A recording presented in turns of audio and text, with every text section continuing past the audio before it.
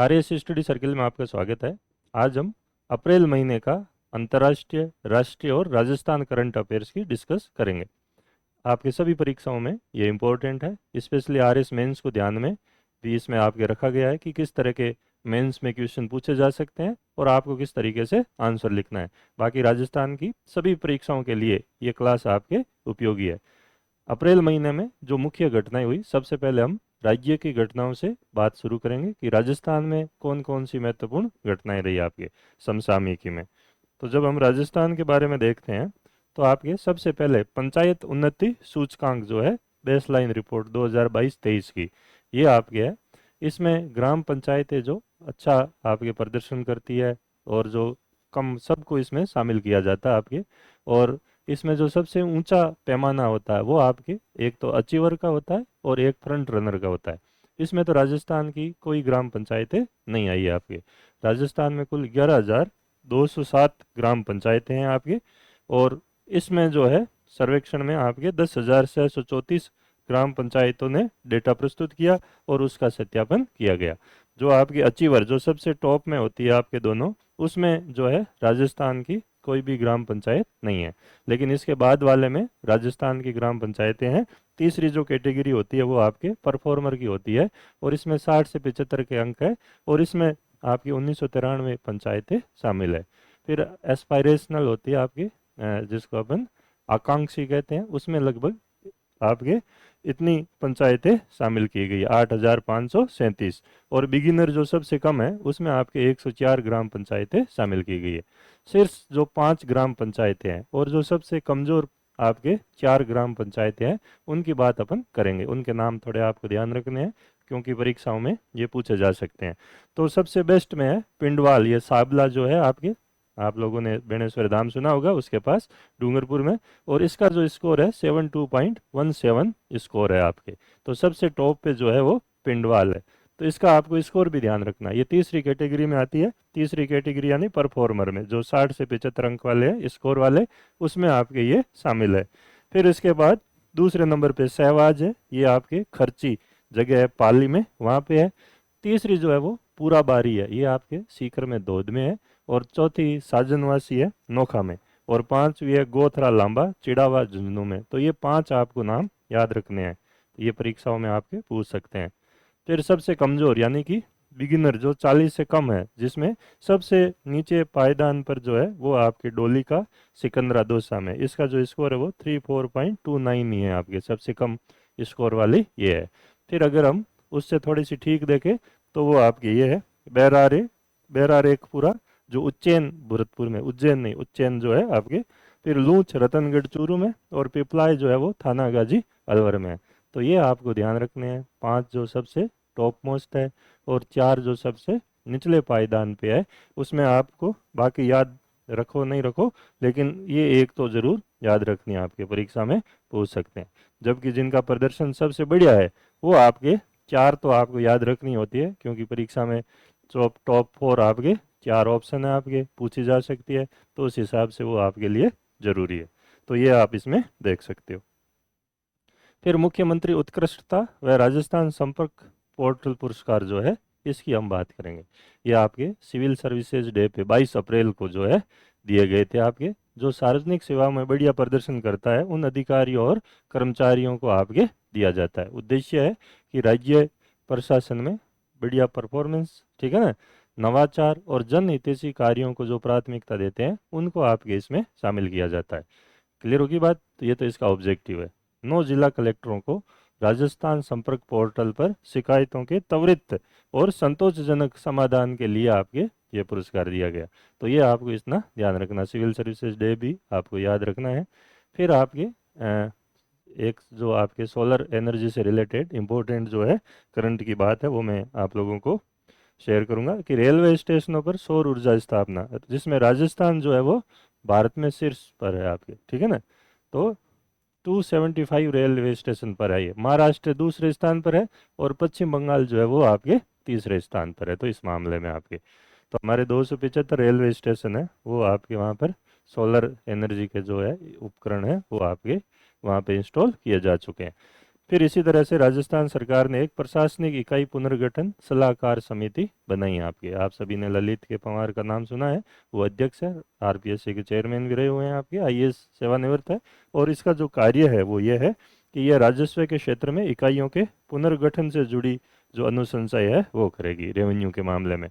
ये पहले आप लोगों ने देखा होगा कि जो राज्यों की समीक्षा के लिए जो कमेटी बनी थी उसमें भी आपके ये उसके भी अध्यक्ष थे, ठीक है ना। और ये जो आपकी समिति है इसका कार्यकाल 6 माह है। अन्य सदस्य जो है उसमें एक तो पूर्व आरएस राजनारायण शर्मा है, फिर राजस्व के जो प्रमुख रेवेन्यू सचिव है वो भी, और राजस्व मंडल के जो आपके निबंधक या हेड है वो भी इसके सदस्य होते हैं आपके, ठीक है ना। तो कुल 4 सदस्य है इसमें आपके, एक अध्यक्ष और 3 अन्य। तो ये आपको ध्यान रखना है, 6 महीने में इसको अपनी रिपोर्ट प्रस्तुत करनी है।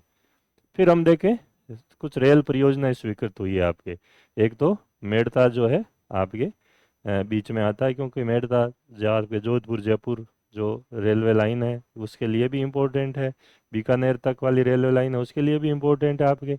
और यहाँ से जो है अजमेर को भी कनेक्टिविटी दी जा सकती है पुष्कर के जरिए, ठीक है ना। और एक रास जो है सीमेंट वगैरह के लिए फेमस है आपके, तो मेड़ता सिटी को रास से जोड़ेगा एक तो आपके इतनी 51.40 किलोमीटर लंबी रेलवे लाइन, और दूसरी आपके पुष्कर को मेड़ता से जोड़ने की बात है 51.346 किलोमीटर आपके। तो ये 2 रेलवे परियोजनाएं हैं जिनको आपके स्वीकृति दी गई है, और इस पर भी जो कवच 4.0 है उस सुरक्षा कवच से ये आपके लेस रहेगी। तो ये चीज़ आपको ध्यान रखनी है अपने राजस्थान के संदर्भ में। फिर राज्य सरकार ने 3 नीतियाँ जारी की है, ये आपके लिए सबसे ज़्यादा महत्वपूर्ण है, क्योंकि आरएस मेंस में भी इन नीतियों के बारे में आपको डिटेल में पूछ सकते हैं, हर परीक्षाओं में पूछी जा सकती है। और जैसा कि इस बार आरएस प्रीलिम्स में आपके क्वेश्चन आए उसी पैटर्न पे आपके आगे सब इंस्पेक्टर आरएएस जो भी एग्जाम होते हैं स्कूल लेक्चरर, ठीक है ना, उनमें भी करंट में आपके उसी लेवल के प्रश्न पूछे जा सकते हैं। उसमें एक चीज़ आप लोगों ने नोट की होगी कि कोई भी नीति आती है तो वो कितने समय तक लागू होगी, उसमें एग्जैक्ट डेट और वर्ष भी इस बार आरएस प्रीलिम्स में आपके वर्ष भी पूछा गया था। तो उस हिसाब से अपने को अब आगे ध्यान रखना है कि वो उसमें वो चीज़ें आप आगे वाली जो भी नीति है उनमें ध्यान रखो। तो 31 मार्च को राइजिंग राजस्थान इम्पैक्ट 1.0 कार्यक्रम के दौरान इनकी घोषणा की गई आपके। उद्देश्य क्या है इन 3 नीतियों का कि राज्य को निवेश, उद्योग, डिजिटल बुनियादी ढांचे के क्षेत्र में अग्रणी बनाना। उसमें सबसे पहले जो है वो आपके ये है राजस्थान लॉजिस्टिक पॉलिसी 2025, ठीक है ना। ये इसलिए है क्योंकि राजस्थान सरकार ने, आप सभी ने इकोनॉमिक सर्वे भी पढ़ा है, बजट की घोषणा में देखिए 2030 तक राज्य की अर्थव्यवस्था को 350 बिलियन डॉलर तक पहुंचाना है। उस लक्ष्य को प्राप्त करने के लिए हमें कुछ नीतियां बनानी पड़ रही है, और ये जो नीति है आपके 2025 से 31 मार्च 2029 तक आपके ये नीति लागू रहेगी। ये इंपॉर्टेंट चीज़ है जो आपको ध्यान रखनी है। और इसका जो नोडल विभाग है वो है उद्योग व वाणिज्य विभाग राजस्थान सरकार। तो ये महत्वपूर्ण चीज़ें हैं जो आपको इसमें ध्यान रखनी है। विशेषताएं क्या है, तो सबसे पहले लॉजिस्टिक लागत में कमी, ठीक है ना, और इस लागत को 2030 तक 8 से 9% तक कम करना। हालांकि राजस्थान सरकार ने लॉजिस्टिक लागत को काफ़ी हद तक कम किया 2015 के बाद, और अब हम इसको और जो है आपके कम करना चाहते हैं। दूसरा, निवेश प्रोत्साहन, इन्वेस्टमेंट इंसेंटिव क्या है, उसमें हम देखते हैं कि warehouse, cold storage, inland container depot, cargo terminal इत्यादि के लिए 5 से 50 करोड़ तक योग्य स्थायी पूंजी निवेश पर 25% तक पूंजी सब्सिडी, और ये 10 वर्षों तक दी जाएगी आपकी। यानी कि एक तो हम कैपिटल सब्सिडी की बात करें, एक इंटरेस्ट सब्सिडी की भी हम बात करें, और जो टैक्सेशन है उसमें भी छूट का प्रावधान है जो हम आगे देख सकते हैं। ब्याज सब्सिडी क्या है, जैसे निजी मल्टी मॉडल लॉजिस्टिक पार्क और एकीकृत लॉजिस्टिक पार्क डेवलपर के लिए 7% ब्याज सब्सिडी 7 वर्ष तक, और ये प्रति वर्ष आपके सब्सिडी अधिकतम 50 लाख रुपए तक होगी आपके। इसी तरह कर छूट की बात देखें तो स्टाम्प ड्यूटी पर 75% छूट, 7 वर्षों के लिए 100% बिजली ड्यूटी में छूट है। हरित प्रोत्साहन भी दिया गया, अगर आपके जैसे औद्योगिक कचरे के रिसाइकलिंग पर 50% लागत जो हुई है उसकी भी प्रतिपूर्ति की जाएगी। तो ये सारे प्रोत्साहन है जिससे आपके यहाँ पे उद्योगों के लिए और अच्छा माहौल बन सकता है, और इन्वेस्टमेंट जो है वो आपके राजस्थान में बढ़ सकता है, ताकि हम अपने जो 350 बिलियन के लक्ष्य को हासिल कर सके। फिर भूमि आवंटन की बात है। भूमि आवंटन में आप लोगों ने देखा होगा कि इसमें भी जो रिको की आगामी औद्योगिक क्षेत्रों में 10 एकड़ या 10% आवंटित भूमि लॉजिस्टिक सुविधाओं के लिए आरक्षित ही रखी जाएगी आपके पहले से ही। कौन सी? जो आगामी औद्योगिक क्षेत्र जो होंगे रिको के, उनमें आपके, ठीक है ना, पुराने में नहीं, अगले में जो है आपके, जो फ्यूचर में होंगे। इस प्रकार लॉजिस्टिक क्षेत्र को उद्योग का भी दर्जा दिया गया। आपने ये भी करंट में पढ़ा होगा कि लॉजिस्टिक क्षेत्र को हमने इंडस्ट्री का भी दर्जा दिया है आपके। फिर आप कुछ जगह के भी नाम देखेंगे कि इस नीति के तहत एक तो काठूवास जो नीमराना में है, उधर अलवर में, और स्वरूपगंज सिरोही में मल्टी मॉडल लॉजिस्टिक पार्क स्थापित किए जाएंगे। ये इंपॉर्टेंट चीज़ है, आपको ध्यान रखनी है। एक तो काठूवास और एक है आपके स्वरूपगंज। क्लियर हो गई बात? तो ये लॉजिस्टिक नीति है, 50 शब्दों में RS मेंस में पूछी जा सकती है, और आपको इसके सारे प्रावधान इस तरीके से परीक्षा में लिखने हैं, ठीक है। और इसका उद्देश्य जो है लॉजिस्टिक जो नीति है उसको सरल बनाना, इन्वेस्टमेंट को बढ़ावा देना, ठीक है ना, और ताकि राजस्थान की इकोनॉमी को हम स्ट्रॉन्ग कर सके। फिर राजस्थान डेटा सेंटर पॉलिसी 2025, इसकी भी घोषणा की गई। इसकी भी जो नोडल एजेंसी है उद्योग व वाणिज्य विभाग है। 2 वर्ष बाद इसकी समीक्षा होगी, ठीक है ना, और ये नीति रहेगी 31 मार्च 2030 तक जारी। ये इंपॉर्टेंट है, आपको ध्यान रखनी है। उद्देश्य क्या है? तो यहाँ पे देखेंगे कि एक तो राजस्थान को डेटा सेंटर का मुख्य हब बनाना, एक डेटा सेंटर का वातावरण हमारे यहाँ तैयार करना, निवेश को आकर्षित करना, रोजगार सृजन, और 5 वर्षों में 20,000 करोड़ का निवेश आकर्षित करना। ये मेन जो है वो ऑब्जेक्टिव है। इसके जो मेन प्रावधान या प्रोत्साहन का क्या है, तो हम देखेंगे कि एक तो वित्तीय प्रोत्साहन, ब्याज सब्सिडी, वैसे आपको सीक्वेंस में लिखना है मेंस में भी, और प्रीलिम्स या ऑब्जेक्टिव टाइप क्वेश्चन आते हैं तो उसमें भी ऐसी चीज़ें ध्यान रखनी है। तो एक तो इसमें एसेट क्रिएशन इंसेंटिव है 10 वर्षों तक 10 से 20 करोड़ का। फिर है आपके सनराइज इंसेंटिव। सनराइज इंसेंटिव यानी जो पहली आपकी आएगी, प्रथम 3 डेटा सेंटर को 25% अतिरिक्त प्रोत्साहन दिया जाएगा। और कब दिया जाएगा? जब वो 100 करोड़ से ज़्यादा इन्वेस्टमेंट करेंगे आपके। ब्याज सब्सिडी की अगर अपन बात करें तो 5 वर्षों हेतु 5%, और कर छूट की बात करें तो बैंकिंग, ट्रांसमिशन, व्हीलिंग में 100%, और भूमि संबंधी रियायतें भी शामिल है। तो ये नीति भी आपके इम्पोर्टेंट है। डेटा पॉलिसी भी है, डेटा की सुरक्षा, पारदर्शिता, ठीक है ना, इन सब चीज़ों को आपके करने के लिए भी हमारे लिए ये जरूरी है। फिर राजस्थान टेक्सटाइल एंड अपैरल जो नीति है, टेक्सटाइल और परिधान नीति 2025, इसमें इसका जो मेन मोटो वो ये है कि फाइबर से फैशन तक। ये आपको ध्यान रखना इंपॉर्टेंट चीज़ है। ये राजस्थान टेक्सटाइल और परिधान नीति का मेन जो थीम है वो ये है आपके, और ये 31 मार्च 2029 तक प्रभावी रहेगी। तो ये भी आपके 29 तक रहेगी, वो भी 29 तक थी डेटा पॉलिसी भी। नोडल विभाग उद्योग व वाणिज्य विभाग राजस्थान, तीनों में आपके यही है, सेम है। क्लियर हो गई बात? तो ये चीज़ इसमें आपको ध्यान रखनी है। एक हम राजस्थान सब इंस्पेक्टर के लिए बेस शुरू करने जा रहे हैं, और बहुत जल्दी ही ऑफलाइन जो है RS स्टडी सर्किल अपना बैच प्रारंभ करेगा। 17 तारीख को तो हम ऑनलाइन जो है ये एक आपके सेमिनार रखेंगे, और 18 मई से ऑफलाइन सेमिनार रखेंगे आपके। और ये जो ऑफलाइन सेमिनार है बहुत जल्दी ही आपको इसकी सूचना दे दी जाएगी कि कहाँ पर जो है वो आपके होगा। तो ये चीज़ आपको यहाँ पे क्लियर रखनी है।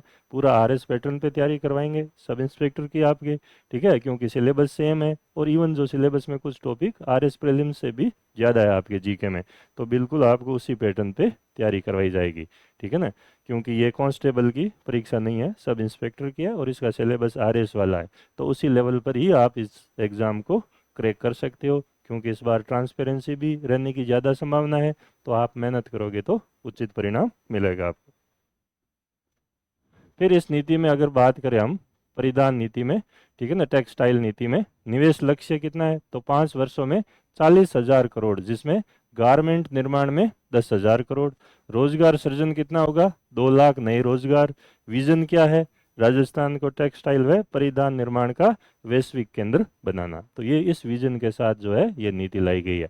मेन प्रावधान यहाँ पर भी अगर हम देखेंगे, वित्तीय प्रोत्साहन की बात करेंगे तो एसेट क्रिएशन इंसेंटिव 10 वर्षों तक 80 करोड़ रुपए है। स्टाम्प ड्यूटी व पंजीकरण शुल्क में 100% कटौती, कर छूट, बिजली में 100%, सब्सिडी, निवेश पूंजी सब्सिडी, रोजगार सृजन बूस्टर, ठीक है, ये सारी चीज़ें। और कुछ इंफ्रास्ट्रक्चर विकास की भी बात है कि नए 5 निजी टेक्सटाइल व परिधान पार्कों को बढ़ावा देना, जिन्हें Rajasthan private industrial park scheme 2025 के तहत प्रोत्साहन दिया जाएगा। इसमें 3 पार्क तो ये है, पाली, अजमेर व जयपुर में, और भीलवाड़ा व जोधपुर में 2 नए टेक्सटाइल जोन। तो ये चीज़ें इसमें शामिल है। हरित प्रौद्योगिकी की बात करें अपन, ग्रीन टेक्नोलॉजी की, तो नवीनीकरण ऊर्जा स्रोतों से आपकी ऊर्जा की आपूर्ति पर ज़्यादा जोर इसमें दिया जा रहा है। जल संरक्षण को भी प्रोत्साहन दिया जा रहा है इसमें, आपके कौशल विकास और MSME का भी इसको समर्थन है।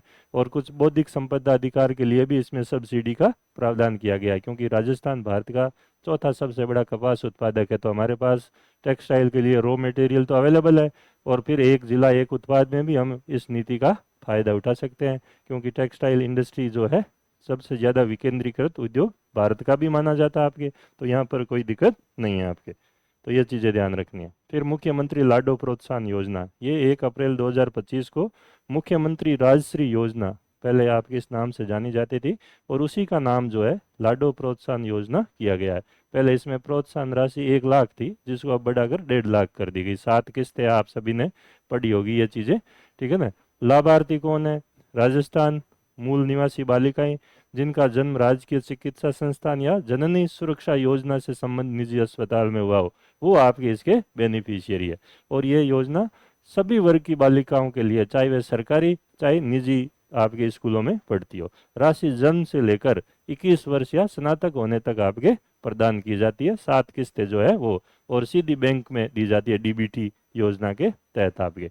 तो पहली जो किस्त है इसकी अपन देख लेते हैं किस तरीके से है। प्रथम में आपके जन्म के समय है 5,000 रुपये, दूसरी है 1 वर्ष का टीकाकरण पूर्ण होने पर 5,000, तीसरी है प्रथम कक्षा में प्रवेश, इसमें 10,000 है, चौथी आपके कक्षा 6 में प्रवेश 15,000, पांचवी जो है 10 में प्रवेश होने पर 20,000, छठी या 12वीं में आने पर 25,000, और बाकी जो रिमेनिंग 70,000 है वो स्नातक या 21 वर्ष की आयु पूर्ण होने पर प्रदान की जाती है। तो ये चीज़ आपको ध्यान रखनी है। तो ये जो महत्वपूर्ण पॉलिसीज है आपकी राजस्थान सरकार की, जो जो चेंजेज हो रहे हैं या जो नई नीतियाँ आ रही है, वो सारी परीक्षा के हिसाब से महत्वपूर्ण मानी जाती है आपके, और एग्जाम में पूछी जाती है। फिर निरामया राजस्थान की हम बात करते हैं आपके, ठीक है ना। ये अभियान 7 अप्रैल को विश्व स्वास्थ्य दिवस जो है आपके इस उपलक्ष्य में शुरू किया गया। आपके उद्देश्य क्या है? प्रदेश में स्वास्थ्य सेवाओं को सुदृढ़ करना, बीमारियों की रोकथाम करना और जन स्वास्थ्य के प्रति जागरूकता बढ़ाना, ये आपका इसका ऑब्जेक्टिव है। इसमें कुछ प्रमुख पहले हैं जो आपको ध्यान रखनी है। क्या क्या है? ईट राइट, यानी फास्ट फूड की जगह सही खाना खाना, मिशन मधुहारी डायबिटीज़ वालों के लिए, मिशन लीवर स्माइल, मुख्यमंत्री आयुष्मान आदर्श ग्राम पंचायत योजना। इसमें मुख्यतः आपके ये होता है कि जो स्वास्थ्य सूचकांक होते हैं उसमें सबसे बढ़िया जो प्रदर्शन करने वाली ग्राम पंचायत है उसको 11 लाख रुपए की प्रोत्साहन राशि दी जाती है। फिर है स्वास्थ्य सेवाओं का विस्तार, आयुष्मान योजना का मोबाइल ऐप व AI आधारित एकीकृत मॉनिटरिंग सिस्टम जो है वो आपके इसमें आरंभ किया गया है। तो ये भी आपके इम्पोर्टेंट चीज़ें है। निरामय राजस्थान अभियान जो है आपको ध्यान रखना परीक्षा के हिसाब से। फिर कुछ और महत्वपूर्ण जो राजस्थान में है आपके चीज़ें जीके में, वो आपको ध्यान रखनी है। एक तो जो महापौर होते हैं उनके मानदेय में 1 अप्रैल से 10% की वृद्धि की गई है। इसी तरह एक ई गुरुकुल लाइब्रेरी अलवर में आपके स्वामी विवेकानंद ई गुरुकुल का लोकार्पण हुआ है शक्ति ट्रस्ट द्वारा, और 101 लाइब्रेरी का इसमें निर्माण होगा, लगभग आधी बन चुकी इसमें। फिर बंदी पशु परियोजना योजना, वन्य जीवों के संरक्षण के तहत आमजन किसी भी चिड़ियाघर में, बायोलॉजिकल पार्क में जाके वन्य जीवों को गोद ले सकते हैं, ठीक है। उस योजना का नाम है बंदी पशु परियोजना योजना, ये आपको इम्पोर्टेंट है, ध्यान रखनी है। फिर आपके आता है association of small and medium newspapers of India का राष्ट्रीय अधिवेशन। ये आपके अधिवेशन जो है जयपुर में हुआ था अभी 26 या 27 अप्रैल को हुआ था, 26-27 अप्रैल को, और अध्यक्ष है वासुदेव देवनानी। अधिवेशन के दौरान एसोसिएशन की जो स्मारिका है कलम कुंभ और अनुराग शर्मा का काव्य संग्रह है गूंजता एकांत, इन 2 चीज़ों का विमोचन भी आपके इसमें किया गया। फिर राष्ट्रीय पोषण पखवाड़ा 8 से 22 अप्रैल को मनाया गया। आपकी इम्पोर्टेंट है क्योंकि राजस्थान के हिसाब से राजस्थान ने इसमें प्रथम स्थान प्राप्त किया है, और जिलों में चूरू पहले स्थान पर रहा है और गंगानगर जो है वो आपके दूसरे स्थान पर रहा है। और थीम क्या थी कि जीवन के पहले 1000 दिन। फिर है वैदिक संस्कार एवं शिक्षा बोर्ड के गठन को मंजूरी। हमारे वैदिक साहित्य है, जो भी पुस्तक है, वेद उपनिषद, इन सब चीज़ों के अध्ययन को प्रोत्साहन देने के लिए ये बोर्ड बनाया गया। आपके 22 सदस्य है, जिसमें से 10 गैर सरकारी है और 12 आपके सरकारी पदेन सदस्य है। प्रशासनिक विभाग जो है वो संस्कृत शिक्षा विभाग है और प्रोफेसर गणेशी लाल सुथार जो है वो आपके अध्यक्ष है और 6 और जो है इसमें अन्य सदस्य है और ये आपके और शामिल किए गए हैं आपके। तो बोर्ड के गठन को मंजूरी दी गई है। वेदों में निहित ज्ञान विज्ञान के प्रसार हेतु इसका गठन किया गया आपके। फिर है मेवाड़ गौरव सम्मान, जो विधानसभा के अध्यक्ष है वासुदेव देवनानी जी, उनको ये आपके सम्मान दिया गया। फिर जो सबसे इम्पोर्टेंट चीज़ है हमारे राजस्थान में, जो आपकी अक्षय ऊर्जा कंपनी है रिन्यू, ठीक है ना, उस रिन्यू कंपनी ने एक बहुत बड़ा आपके सोलर प्लांट जो है जैसलमेर में स्थापित करी है और उसमें जो भी आपके सोलर पैनल यूज़ किए गए हैं वो 100% अपने राजस्थान में बने हुए हैं, मेड बाय रिन्यू, उसी कंपनी द्वारा बने हुए हैं और जयपुर स्थित सौर मॉड्यूल निर्माण सुविधा में बने हुए हैं। इस प्रकार पूरी तरीके से स्वदेशी रूप से निर्मित मॉड्यूल इसमें यूज हो रहे हैं। तो वो आपकी महत्वपूर्ण चीज़ है, मैं आप लोगों को यहाँ पे शेयर करूंगा। जैसलमेर में पोखरण व भाणियाणा क्षेत्र में 3500 एकड़ क्षेत्र में अक्षय ऊर्जा कंपनी रिन्यू ने 1.3 गीगावाट पीक सौर परियोजना स्थापित की है। प्रथम बार इस पैमाने की परियोजना को पूरी तरह से स्वदेशी रूप से निर्मित मॉड्यूल के साथ निष्पादित किया गया है। परियोजना को 100% मेड बाय रिन्यू सौर पैनल का उपयोग करके विकसित किया जा रहा है और 90% का निर्माण जो है जयपुर स्थित सौर मॉड्यूल निर्माण सुविधा के अंदर हुआ है। तो ये इंपॉर्टेंट चीज़ है जो आपको ध्यान रखनी है। तो ये सब इंस्पेक्टर बैच की मैंने आपको बात की थी। हमारे बैच का नाम खाकी बैच रहेगा आपके, और पूरी जो सारी फैकल्टी है आप लोगों को RS स्टडी सर्किल आप लोगों को सारी फैकल्टी जो है वो RS लेवल की प्रोवाइड कराती है। तो इसमें आपको कहीं पर भी कोई कंफ्यूजन नहीं रहना चाहिए। फिर है आपके बाबा साहब अम्बेडकर संबल योजना, ठीक है ना। तो 14 अप्रैल को अम्बेडकर जी जयंती पर आपके इस योजना का शुभारंभ किया गया आपके। और क्या है इसका उद्देश्य कि SC जाति बाहुल्य गांव में आधारभूत संरचना का विकास और समग्र उन्नयन सुनिश्चित करना। लक्ष्य क्षेत्र ऐसे गांव जहां SC की जनसंख्या 50% से ज्यादा हो और 250 करोड़ रुपए का इसमें आपके बजट प्रावधान रखा गया है। इसी प्रकार जो है रामदेवरा ब्रीडिंग सेंटर है, वहां पर आपके गोडावण का जन्म हुआ है। नर गोडावण सलखा व मादा गोडावण जेरी का चूजा आपके यहाँ पर पैदा किया गया। फिर इसी तरह मारवाड़ रत्न पुरस्कार, अभी जो भारत और पाकिस्तान के बीच जो तनाव की स्थिति है तो उसको देखते हुए आपके इसको अभी पोस्टपोन भी सरकार ने कल ही किया है आपके मारवाड़ रत्न पुरस्कार को, ठीक है ना, क्योंकि राज्यपाल महोदय का यहाँ पे कार्यक्रम था, ठीक है ना। तो इसका प्रदानकर्ता मेहरानगढ़ म्यूजियम ट्रस्ट जोधपुर है। 12 मई को जोधपुर स्थापना दिवस पर यह प्रोग्राम आयोजित होने वाला था, लेकिन इस प्रोग्राम को अभी आपके पोस्टपोन कर दिया गया है, ठीक है। 18 श्रेणियों के पुरस्कार की यहाँ पर घोषणा की गई है आपके। फिर है शिवाणा की पहाड़ियाँ। शिवाणा की पहाड़ियों में दुर्लभ खनिज की प्राप्ति हुई है, ठीक है ना, जिसमें ऑक्साइड की मात्रा और लगभग 1,11,000 आपके 845 टन जो है वो आपके यहाँ पे मिला है, ठीक है। इस खोज के साथ ही जो है शिवाणा क्षेत्र राष्ट्रीय महत्वपूर्ण खनिज मिशन में शामिल हो गया आपके। तो बाड़मेर में ये आपकी एक महत्वपूर्ण खोज मानी जाती है। फिर बूंदी में एक अत्याधुनिक शूटिंग रेंज जो है वो आपकी स्थापित की जा रही है। फिर आपको यह ध्यान रखनी है India skill report 2025 Wheebox व अन्य साझेदारों के साथ आपके ये रिपोर्ट जारी की गई है कि राजस्थान राज्य में महिलाओं के लिए रोजगार के कितने अवसर उपलब्ध है। उसमें राजस्थान जो है महिलाओं के लिए मतलब संसाधन उपलब्धता में राजस्थान का भारत में पहला स्थान आपके आया है, ठीक है। ये ध्यान रखना, यहाँ हमारे यहाँ 89.3% रोजगार के अवसर उपलब्ध है, ठीक है ना। तो ये इंपॉर्टेंट चीज़ है। फिर राजस्थान स्पोर्ट्स की बात है, यानी कि राजस्थान के लोगों ने किन किन खेल में राजस्थान में, भारत में, दुनिया भर में अच्छा प्रदर्शन किया है उसकी अपन बात करेंगे। तो 34वीं सब जूनियर नेशनल कबड्डी चैंपियनशिप गया बिहार में हुई। राजस्थान विजेता रहा और हरियाणा को 39-27 से राजस्थान ने हराया। फिर इसी तरह खेलो इंडिया वुमेन नेशनल रैंकिंग तीरंदाजी टूर्नामेंट जयपुर में हुआ। राजस्थान तीरंदाजी संघ द्वारा इस टूर्नामेंट को आयोजित किया गया। तो ये टूर्नामेंट है कहाँ पे हुआ तो आपको पूछ सकते हैं, ये भी महत्वपूर्ण है। फिर है 47वीं junior national girls handball championship, ये लखनऊ में हुई आपके, और स्टेडियम का नाम है केडी सिंह। राजस्थान को यहाँ कांस्य पदक मिला और यूपी को स्वर्ण। ठीक है, राजस्थान और महाराष्ट्र दोनों को आपके इसमें संयुक्त रूप से कांस्य पदक की प्राप्ति हुई। फिर इसी तरह अंडर 20 राष्ट्रीय कुश्ती प्रतियोगिता कोटा में हुई। 26 राज्यों के प्रतिभागियों ने इसमें भाग लिया। हरियाणा ने 16 स्वर्ण पदक जीतकर फ्री स्टाइल, ग्रीको रोमन और महिला कैटेगरी में टीम की चैंपियनशिप ट्रॉफी अपने नाम की। दिल्ली ने 6 स्वर्ण के साथ दूसरा स्थान हासिल किया। राजस्थान को 1 गोल्ड और 8 जो है वो आपके कांस्य पदक मिले।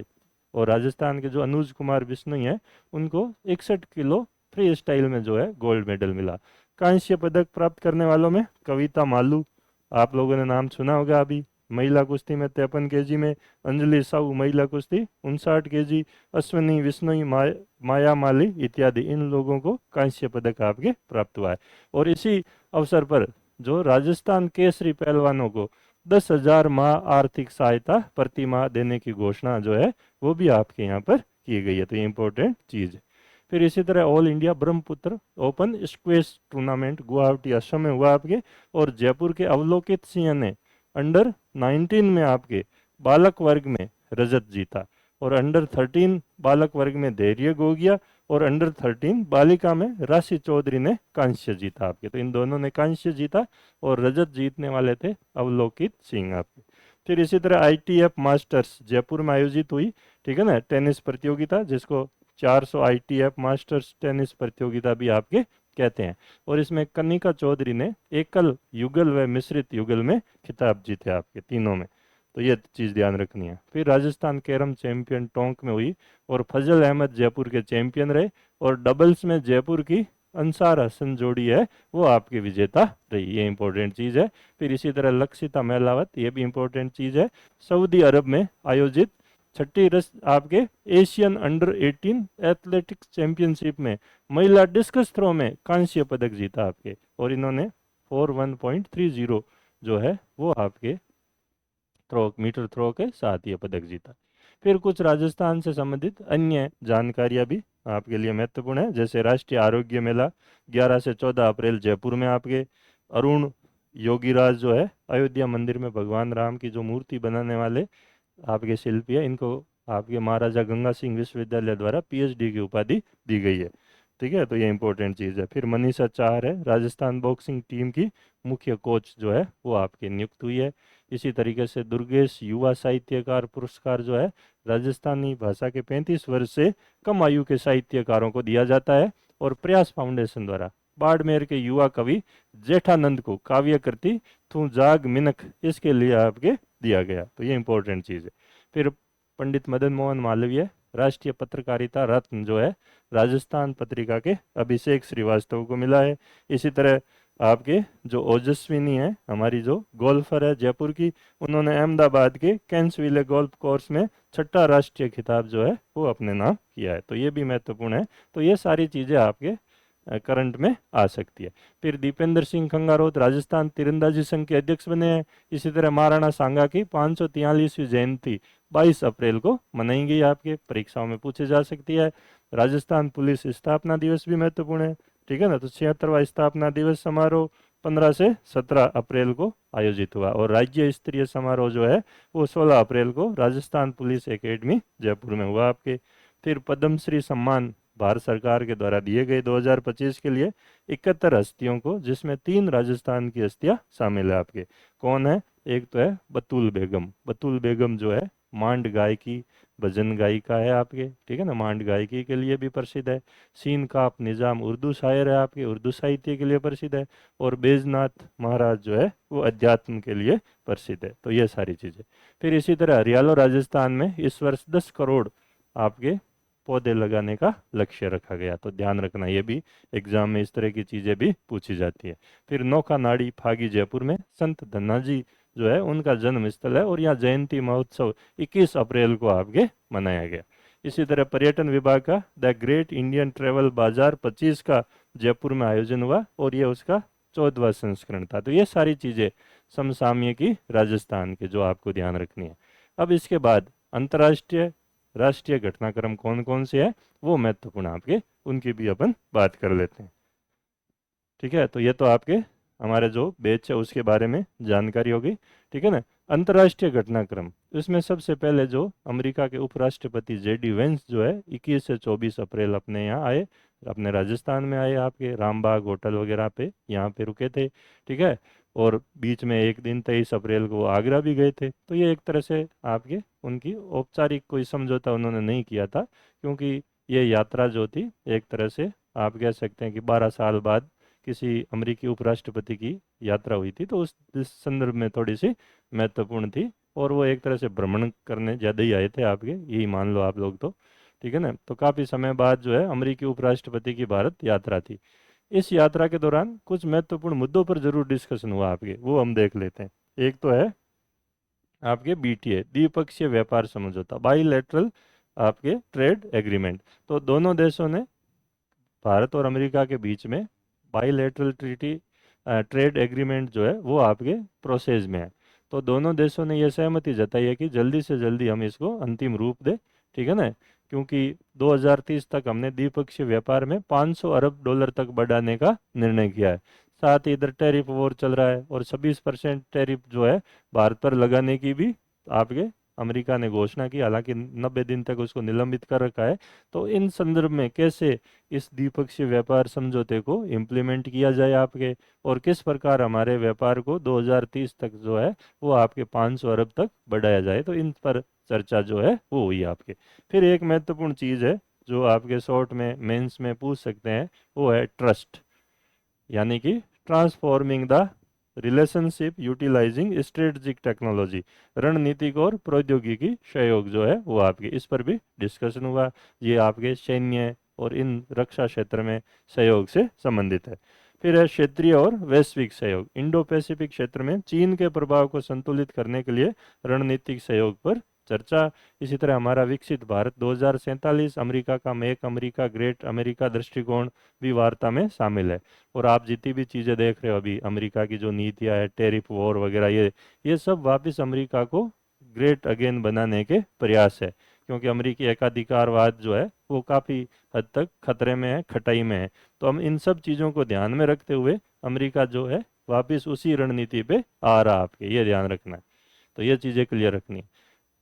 फिर भारतीय प्रधानमंत्री जी ने विदेश यात्राएं भी की आपके, उनकी भी हम बात करेंगे, कहाँ कहाँ किन किन देशों की यात्रा की। तो इसमें सबसे पहले सऊदी अरब की यात्रा को हम लेंगे, 22 अप्रैल को थी।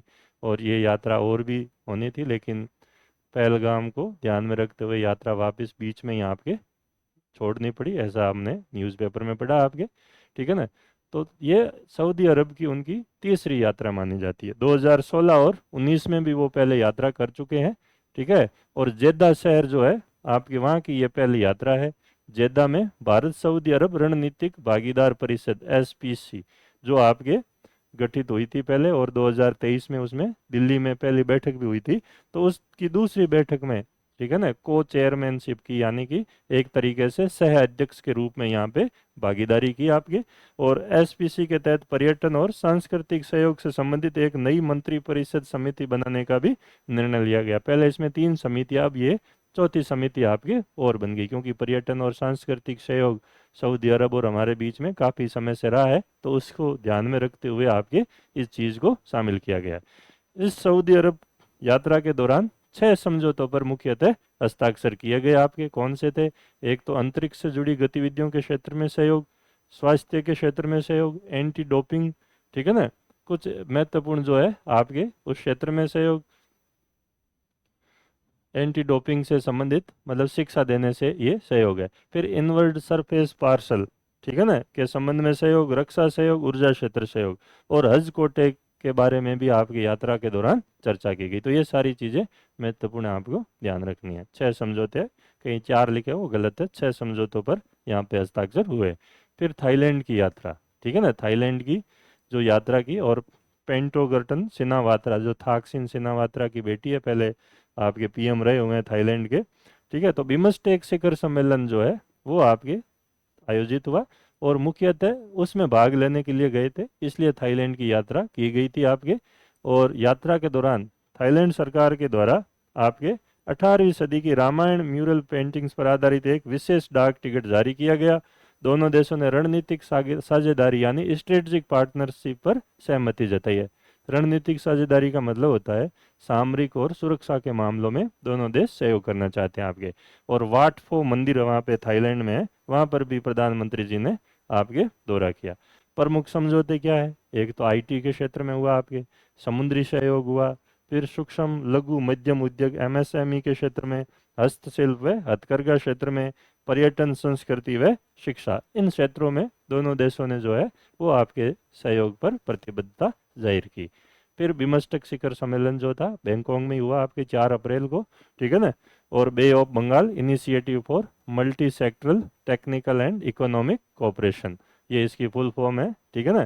पहले तो देशों के नाम पर था, बाद में ये नाम चेंज कर दिया गया।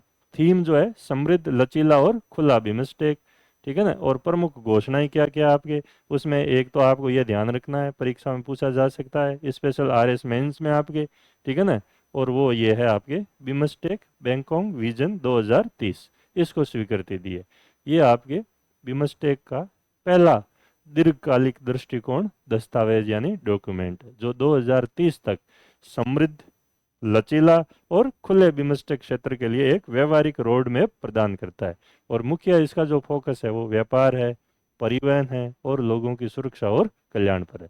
दूसरा है समुद्री परिवहन सहयोग समझौता, शिपिंग जो कॉस्ट होती है उसको कम करना, व्यापार व यात्रा को बढ़ावा देना, लोगों की आवाजाही को सुगम बनाना, ठीक है ना, उस पर है। फिर आपके कुछ मेमोरेंडम जिन पर भी साइन किए गए आपके, जिसमें एक तो था IORA, इसकी भी अभी हाल ही में आपके बैठक हुई है IORA की, ठीक है ना। तो इंडियन ओशन रिम एसोसिएशन, जिसको अपन पुराने टाइम में हिमतक्षेश कहते हैं, हिंद महासागर तटीय क्षेत्रीय सहयोग संगठन, ठीक है ना, तो उसके साथ आपके साझा हितों पर साझेदारी की बात की गई है। फिर UNODC जो UN का जो मादक पदार्थ और अपराध कार्यालय, उसके साथ भी एक ज्ञापन पर हस्ताक्षर किया गया, क्योंकि थाईलैंड वगैरह ये आपके स्वर्णिम चतुर्भुज में उस क्षेत्र में आते हैं आपके। और नारकोटिक और ड्रग ट्रैफिकिंग के लिए ये इलाका म्यांमार और ये जाना जाता है। तो म्यांमार और थाईलैंड दोनों बिमस्टेक के सदस्य है, तो उसको कैसे कंट्रोल किया जाए इस चीज़ को ध्यान में रखकर आपके ये चीज़ें की गई है। फिर क्षमता निर्माण और क्षेत्रीय सहयोग पर भी चर्चा है, जिसमें कार्बन मार्केट, व्यापार, लेखांकन पर क्षमता विकास कार्यक्रम है, परिवहन संपर्क और आपदा प्रबंधन पर सहयोग है। तो ये सारी चीज़ें। बिमस्टेक में भारत की क्या भूमिका, अब देखना आपको मेंस में इस तरह के क्वेश्चन आ सकते हैं, ठीक है। इस बिमस्टेक में भारत की क्या भूमिका रही? हालांकि भारत ने जो है बिमस्टेक इसलिए बनाया क्योंकि दक्षिण जो था वो पाकिस्तान की बार बार आपके अड़ंगा डालने की रणनीतियों के कारण, अंतर्राष्ट्रीय आतंकवाद, इन सब चीज़ों के कारण दक्षिण जो था वो एक तरह से द्विपक्षीय मुद्दों का अखाड़ा बनकर रह चुका था। और वहाँ पाकिस्तान द्विपक्षीय मुद्दे ज़्यादा उठाता था, इस वजह से दक्षेज ज़्यादा सफल नहीं रह पाया। तो दक्षेज के विकल्प के रूप में भारत ने बिमस्टेक की क्या की, स्थापना की। और उसमें पाकिस्तान को छोड़कर श्रीलंका, नेपाल, बांग्लादेश, भूटान, ठीक है, म्यांमार, थाईलैंड, ये सारे देश आपके आ गए। तो पाकिस्तान को बाहर करके क्षेत्रीय सहयोग को बढ़ावा देने के लिए ही बिमस्टेक की स्थापना की गई आपके, ठीक है ना। तो 21 सूत्री कार्य योजना प्रस्तावित की, इसमें क्या है, आपदा प्रबंधन के लिए बिमस्टेक उत्कृष्टता क्षेत्र, बौद्धिक कार्यक्रम, एथलेटिक्स मीट और पारंपरिक संगीत महोत्सव, ठीक है। 2027 में प्रथम बिमस्टेक खेल होंगे, जैसे पहले सेप खेल होते थे दक्षेज के, तब उनको आपके इसके जरिए रिप्लेस करने की बात है। बिमस्टेक चैम्बर्स ऑफ कॉमर्स की स्थापना, UPI एकीकरण इत्यादि, यानी कि वो सारी चीज़ें जो अधिकतर दक्षेज में थी तो उसको एक तरह से साइड में करना, क्योंकि वो उसकी न तो टाइम पे मीटिंग होती है, बैठ के भी आयोजित नहीं होती, आपके कई कई साल हो जाते हैं। तो इन सब चीज़ों को ध्यान में रखते हुए ही इस तरह की चीज़ें, भारत की जो रणनीति है वो ये है। अगली बिमस्टेक बैठक बांग्लादेश में आयोजित होगी। तो 1997 में ये बिस्टेक के नाम से स्थापित हुआ था और 2004 में इसका नाम बिमस्टेक हो गया। 7 सदस्य आपके, ठीक है ना, 2 तो भारत के ऊपर आपके, नेपाल और भूटान, पूर्व में हो गया एक बांग्लादेश, ठीक है ना, और दक्षिण में हो गया श्रीलंका। तो 4 और भारत 5 और म्यांमार और थाईलैंड, तो 7 देश हो गए आपके। और आसियान को एक तरह से बिमस्टेक कनेक्टिविटी प्रदान करता है, यानी दक्षिण एशिया को आसियान से जोड़ने में बिमस्टेक एक कड़ी के रूप में अपना महत्वपूर्ण रोल प्ले करता है। ये चीज़ आपको ध्यान रखनी। फिर श्रीलंका की यात्रा की और 7 महत्वपूर्ण समझौते पर हस्ताक्षर हुए, और ये समझौते नेबरहुड फर्स्ट और विजन महासागर इन नीतियों पर आपके एक तरह से आधारित या अनुरूप है। कौन से थे? एक तो रक्षा समझौता, भारत ने पहली बार श्रीलंका के साथ औपचारिक रक्षा समझौता किया, ये महत्वपूर्ण चीज़ है। दूसरा आपके त्रिंकोमली, जो जहाँ पे पहले ही भारत एसपीआर बनाने की बात करता था, स्ट्रेटेजिक पेट्रोलियम रिजर्व, तो उसको ऊर्जा हब के रूप में विकसित करने का एक त्रिपक्षीय समझौता हुआ, जिसमें भारत श्रीलंका के साथ यूएई भी है, क्योंकि ऊर्जा के लिए पेट्रोलियम वगैरह वहाँ से आएगा। तो एक तरह से एसपीआर की बात यहाँ पे काफ़ी टाइम से 10 साल से चल रही है, आपके स्ट्रेटेजिक पेट्रोलियम रिजर्व। तो बीच में श्रीलंका में जो आपके सत्ता परिवर्तन हुए, उसके कारण जो है ये चीज़ें गड़बड़ हो गई थी, तो पेट्रोलियम रिजर्व के लिए ये आपके भारत की पहले से ही नीति रही है। फिर संपूर्ण सौर ऊर्जा संयंत्र है एक जगह पर, वहाँ पे एनटीपीसी व श्रीलंका के सिलोन इलेक्ट्रिसिटी बोर्ड के बीच 120 मेगावाट सौर ऊर्जा संयंत्र समझौता आपके किया गया है। इसके अलावा डिजिटल परिवर्तन सहयोग, स्वास्थ्य, ठीक है ना, चिकित्सा सहयोग, श्रीलंका के पूर्वी प्रांत के लिए अनुदान और पावर ग्रिड इंटरकनेक्शन से संबंधित भी समझौते किए गए हैं। मोदी जी की यात्रा के दौरान श्रीलंका का जो सर्वोच्च नागरिक सम्मान है, ठीक है, उसका नाम है मित्र विभूषण, उससे उनको पुरस्कृत किया गया है। और अनुराधापुर जो आपके श्रीलंका की राजधानी है, कोलंबो तो पुरानी थी आपके, ठीक है ना, अनुराधापुर जो है वहाँ पर माँ बोधि मंदिर में पूजा अर्चना भी की गई आपके। इसके अलावा श्रीलंका ने मछुआरों को भी रिहा करने की भी आपके घोषणा की है। तो ये सारी चीज़ें आपको ध्यान रखनी। फिर कुछ और चीज़ें अपने को इंटरनेशनल करंट में ध्यान रखनी है, ये तो महत्वपूर्ण है, जो आपको मेंस में भी पूछ सकते हैं सारी चीज़ें, ठीक है ना। फिर 15 शब्दों में कोई चीज़ें आ सकती है, या ऑब्जेक्टिव टाइप जो एग्जाम है उनमें कुछ चीज़ें हैं, जैसे जॉर्जिया राज्य यूएसए का, उसमें हिंदू विरोधी भेदभाव को अपराध की श्रेणी में शामिल किया गया, ठीक है। और ये यूएसए का पहला ऐसा राज्य है जिसने की, क्योंकि वहाँ हिंदू बहुत ज़्यादा रह रहे हैं, आपके 40,000 हिंदू है, ठीक है ना। तो सीनेट बिल 375 को जॉर्जिया सीनेट में पेश किया गया, अभी मंजूरी मिलनी है, पेश किया गया। और यहाँ पहले भी हिंदू फोबिया का भी एक आपके निंदा प्रस्ताव भी पारित हो चुका है। लोगों ने एक नया ही शब्द इजाद कर दिया, हिंदू फोबिया, क्योंकि यहाँ लोग जो है इतनी संख्या में है, इस वजह से। फिर दुबई के क्राउन प्रिंस शेख हमदान बिन मोहम्मद अल मखतूम की भारत यात्रा है, इतना बड़ा नाम है आपको, ठीक है ना। तो अल मखतूम जी याद रख लो, आपके प्रिंस शेख, इतने से ही काम चल जाएगा। 8 समझौते पर हस्ताक्षर किया आपके, जिसमें पहला है रक्षा सहयोग, ठीक है ना। तो यूएई जो है भारत के साथ एक तरीके से, ठीक है ना, रक्षा सहयोग की बात करता है आपके, ठीक है ना। तो एक देश तो आपके यूएई हो गया ये, ठीक है। तो 8 समझौते पर हस्ताक्षर है, जिसमें रक्षा सहयोग, सैन्य उपकरणों के सह विकास पर जोर है, क्योंकि प्रिंस तो यहाँ 7 अमीरात से आपके, जिसमें प्रिंस बैठते हैं, तो उस हिसाब से ये है, ठीक है ना, या उनके घराने के लोग हैं, तो अमीरात कहलाती है यूएई, यूनाइटेड अरब एमिरेट्स, अमीरों के साथ जो है उनसे मिलकर बना है, जिसमें दुबई, अबू धाबी, ये सारी चीज़ें हैं। तो 8 समझौते पर हस्ताक्षर किए, जिसमें रक्षा सहयोग में अपन देखेंगे सैन्य उपकरणों के सह विकास पर सहमति है। फिर आपके शैक्षणिक व व्यापारिक सहयोग है, तो दुबई में आईआईएम जो अहमदाबाद है, और आईआईएफटी जिसको अपन भारतीय विदेश व्यापार संस्थान कहते हैं, उनके कैंपस स्थापित होंगे आपके, इस पर सहमति हुई है। और भारत मार्ट का निर्माण कार्य भी आरंभ हुआ है। फिर आर्थिक व वाणिज्यिक सहयोग, मुंबई में व्यापार गोलमेज सम्मेलन में इन्होंने भाग लिया था आपके, और आर्थिक व्यापार और आर्थिक सहयोग और व्यापार को बढ़ावा देने पर भी बात की गई। इस प्रकार जो है आपके सांस्कृतिक, लॉजिस्टिक, अंतरिक्ष व स्वास्थ्य क्षेत्र में भी सहयोग की इच्छा व्यक्त की। और इन्होंने मोदी जी को एक बिस्ट अरबी चोगा, जो इनके दादाजी ने कभी पहन रखा था, उसकी प्रतिकृति भी भेंट की आपके, ठीक है ना। फिर आपके यूनेस्को की बात करते हैं, ये देखो ये भी महत्वपूर्ण है, राजस्थान भूगोल में आपके चीज़ें है हमारी, ठीक है ना, उससे संबंधित है आपके। तो भू पार्क किसको कहते हैं?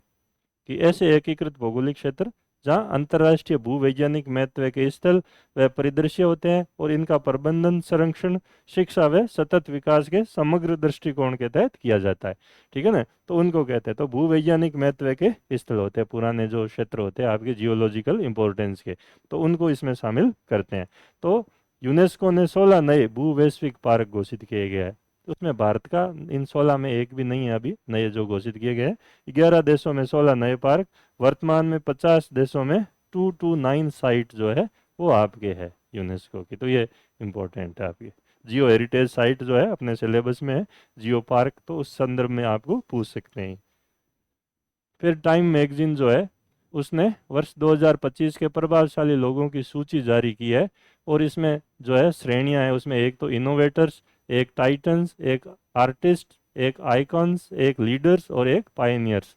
तो ये श्रेणियां आपके लगभग 6 है।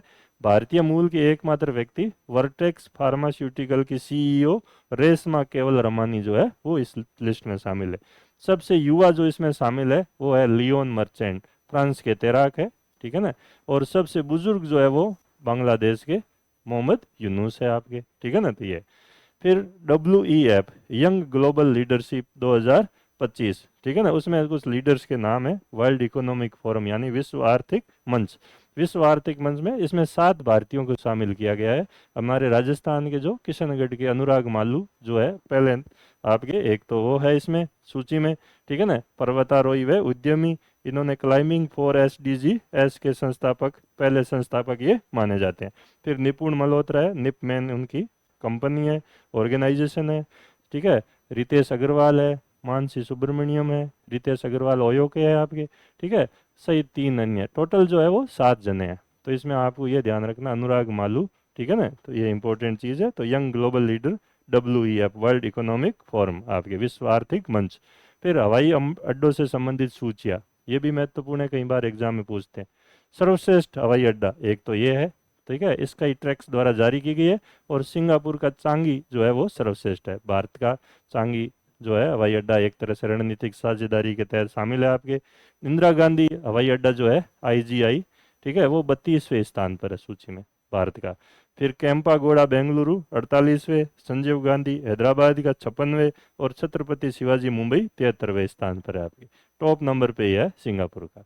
और एक है वेस्टम हवाई अड्डे BGS, जहाँ पे सबसे ज़्यादा ट्रांसपोर्टेशन और आपके आवागमन होता है, उसमें हम देखेंगे तो पहले नंबर पर है हार्ट्सफील्ड जैक्सन अटलांटा USA का हवाई अड्डा आपके। और हमारा इंदिरा गांधी हवाई अड्डा है वो 9वें स्थान पर है दुनिया में, ठीक है ना, सबसे वेस्ट हवाई अड्डों में आपके। अब न्यूयॉर्क और हिथ्रो नहीं है, ये है हार्ट्सफील्ड जैक्सन अटलांटा आपके, ठीक है। फिर इसी तरह Times Higher Education Asia university ranking 2025 जारी हुई है, और इस रैंकिंग में जो है 10 में से 5 संस्थान अकेले चीन के हैं आपके।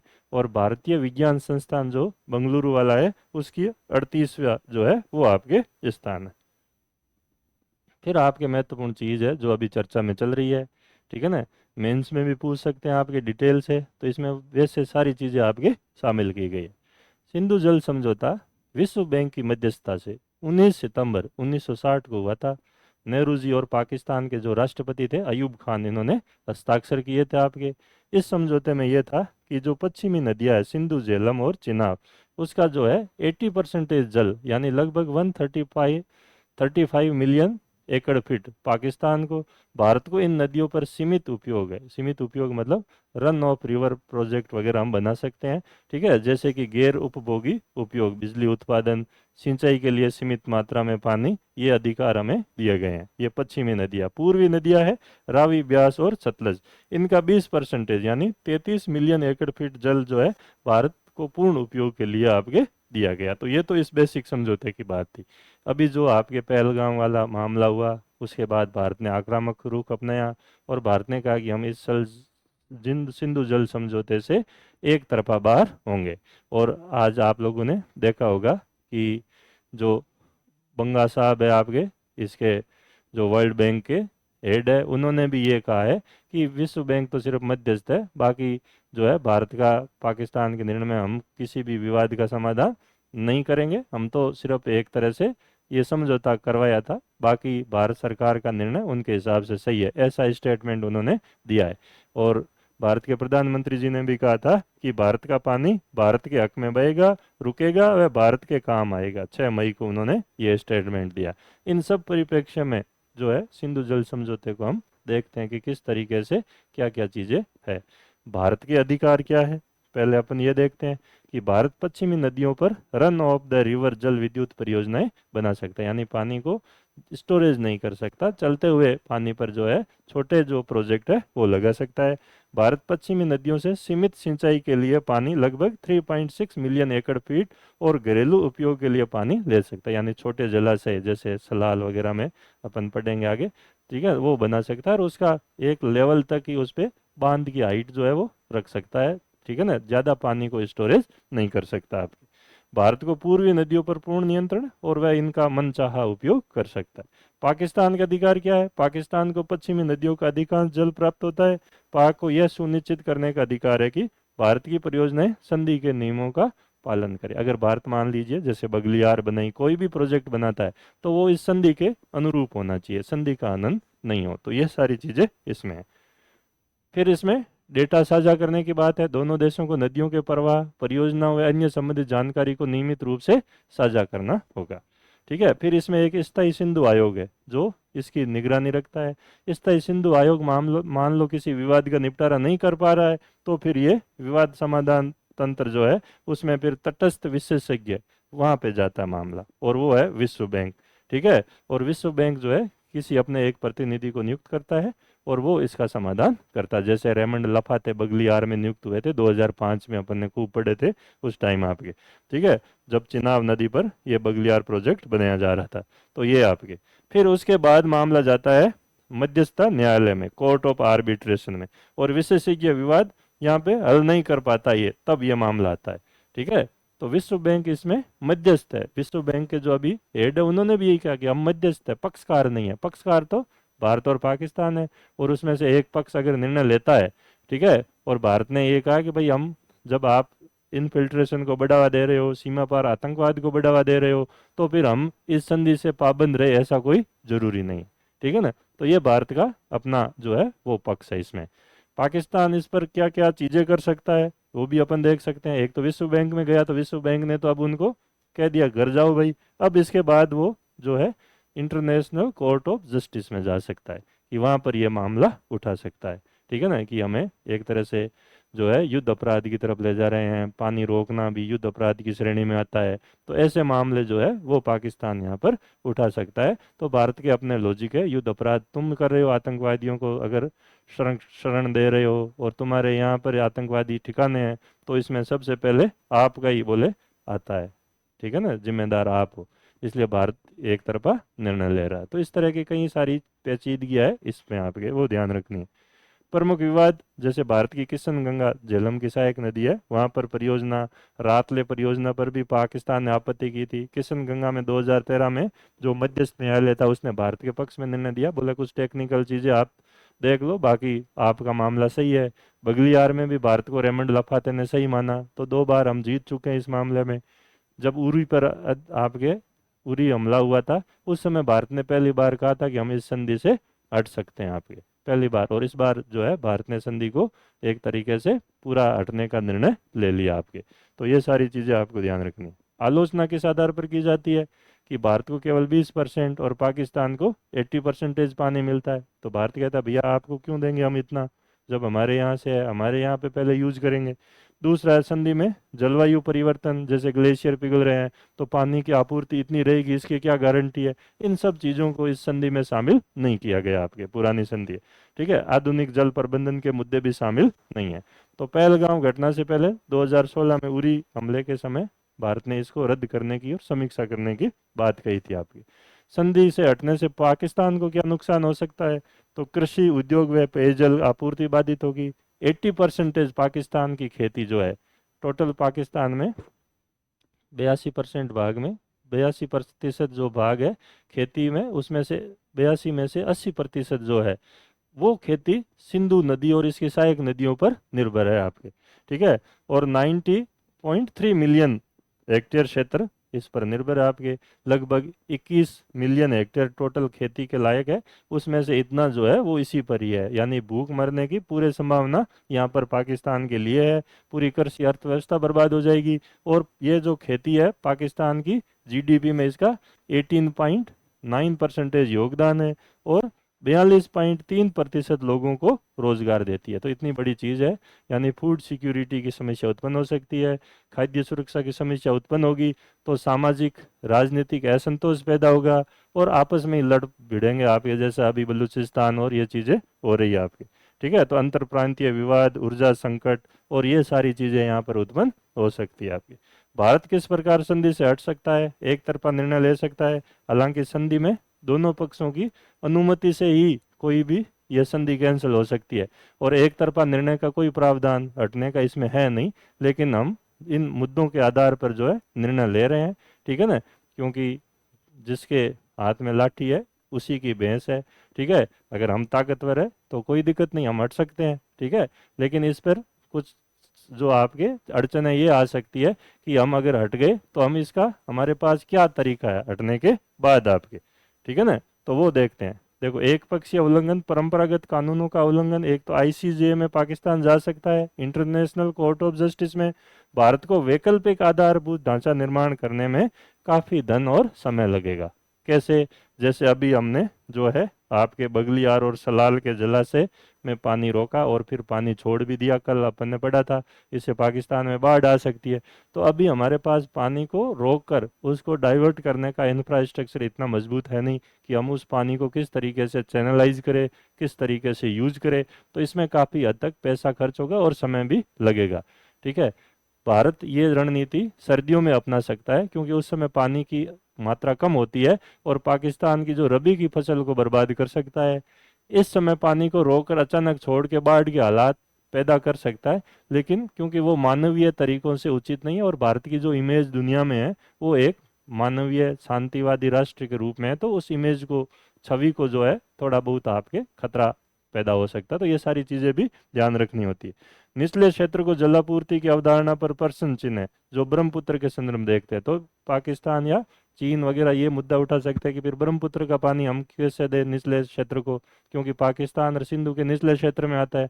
तो वहाँ पर भी ऐसी चीज़ें चीन के द्वारा की जा सकती है आपके, फिर हम विरोध करेंगे तो वहाँ पर यही लॉजिक दिए जा सकते हैं। तो ऐसे कुछ मुद्दे हैं जो आपके इससे रिलेटेड है। अंतर्राष्ट्रीय छवि खराब करने का हथियार पाकिस्तान बना सकता है, युद्ध, संघर्ष व अस्थिरता की स्थिति पैदा हो सकती है। तो ये सारी चीज़ें संभव है। अपन अगर उनको पानी नहीं देंगे, भूख मरेंगे, तो और आतंकवादी बनेंगे। इससे बढ़िया है कि थोड़ा थोड़ा देते रहो, ठीक है, ताकि शांति से बैठे रहे आपके। तो ये सारी चीज़ें भी ध्यान रख सकते हैं। तो भारत शीतकाल में, मैंने कहा ना, पानी को आपके कम होता है तो रोक आसानी से दबाव बना सकता है। बगलियार और सलाल के जलाशय का पानी हमने बढ़ाने का निर्णय किया, पानी रोका है, और जो है कल न्यूज़ में ये भी चीज़ें चल रही थी कि वापस हमने पानी को रिलीज भी किया आपके। तो ये सारी चीज़ें, तो इस तरीके से सिंधु जल संधि जो है वो आपके मेंस में इंपॉर्टेंट है, पूछ सकते हैं। क्लियर है ना, तो ये चीज़ ध्यान रखनी है। फिर राष्ट्रीय घटनाक्रम की बात करते हैं हम। तो देश का देखो, प्रथम वर्टिकल लिफ्ट सी ब्रिज, न्यू पम्बन ब्रिज का उद्घाटन रामेश्वरम द्वीप की को भारत की मुख्य भूमि से जोड़ने के लिए, मुख्य भूमि में मंडपम तमिलनाडु में जो क्षेत्र है रामनाथपुरम जिले में, उसको रामेश्वरम से जोड़ेगा आपके। ठीक है ना, तो ये आपके इसकी जो लेंथ है 2.07 किलोमीटर है आपकी। इसी तरह पंचायत उन्नति सूचकांक बेसलाइन रिपोर्ट, राजस्थान की स्थिति तो अपन देख चुके हैं, और इसमें जो LSDG स्थानीयकृत SDG के 9 विषयों में पंचायतों के प्रदर्शन को दर्शाता है।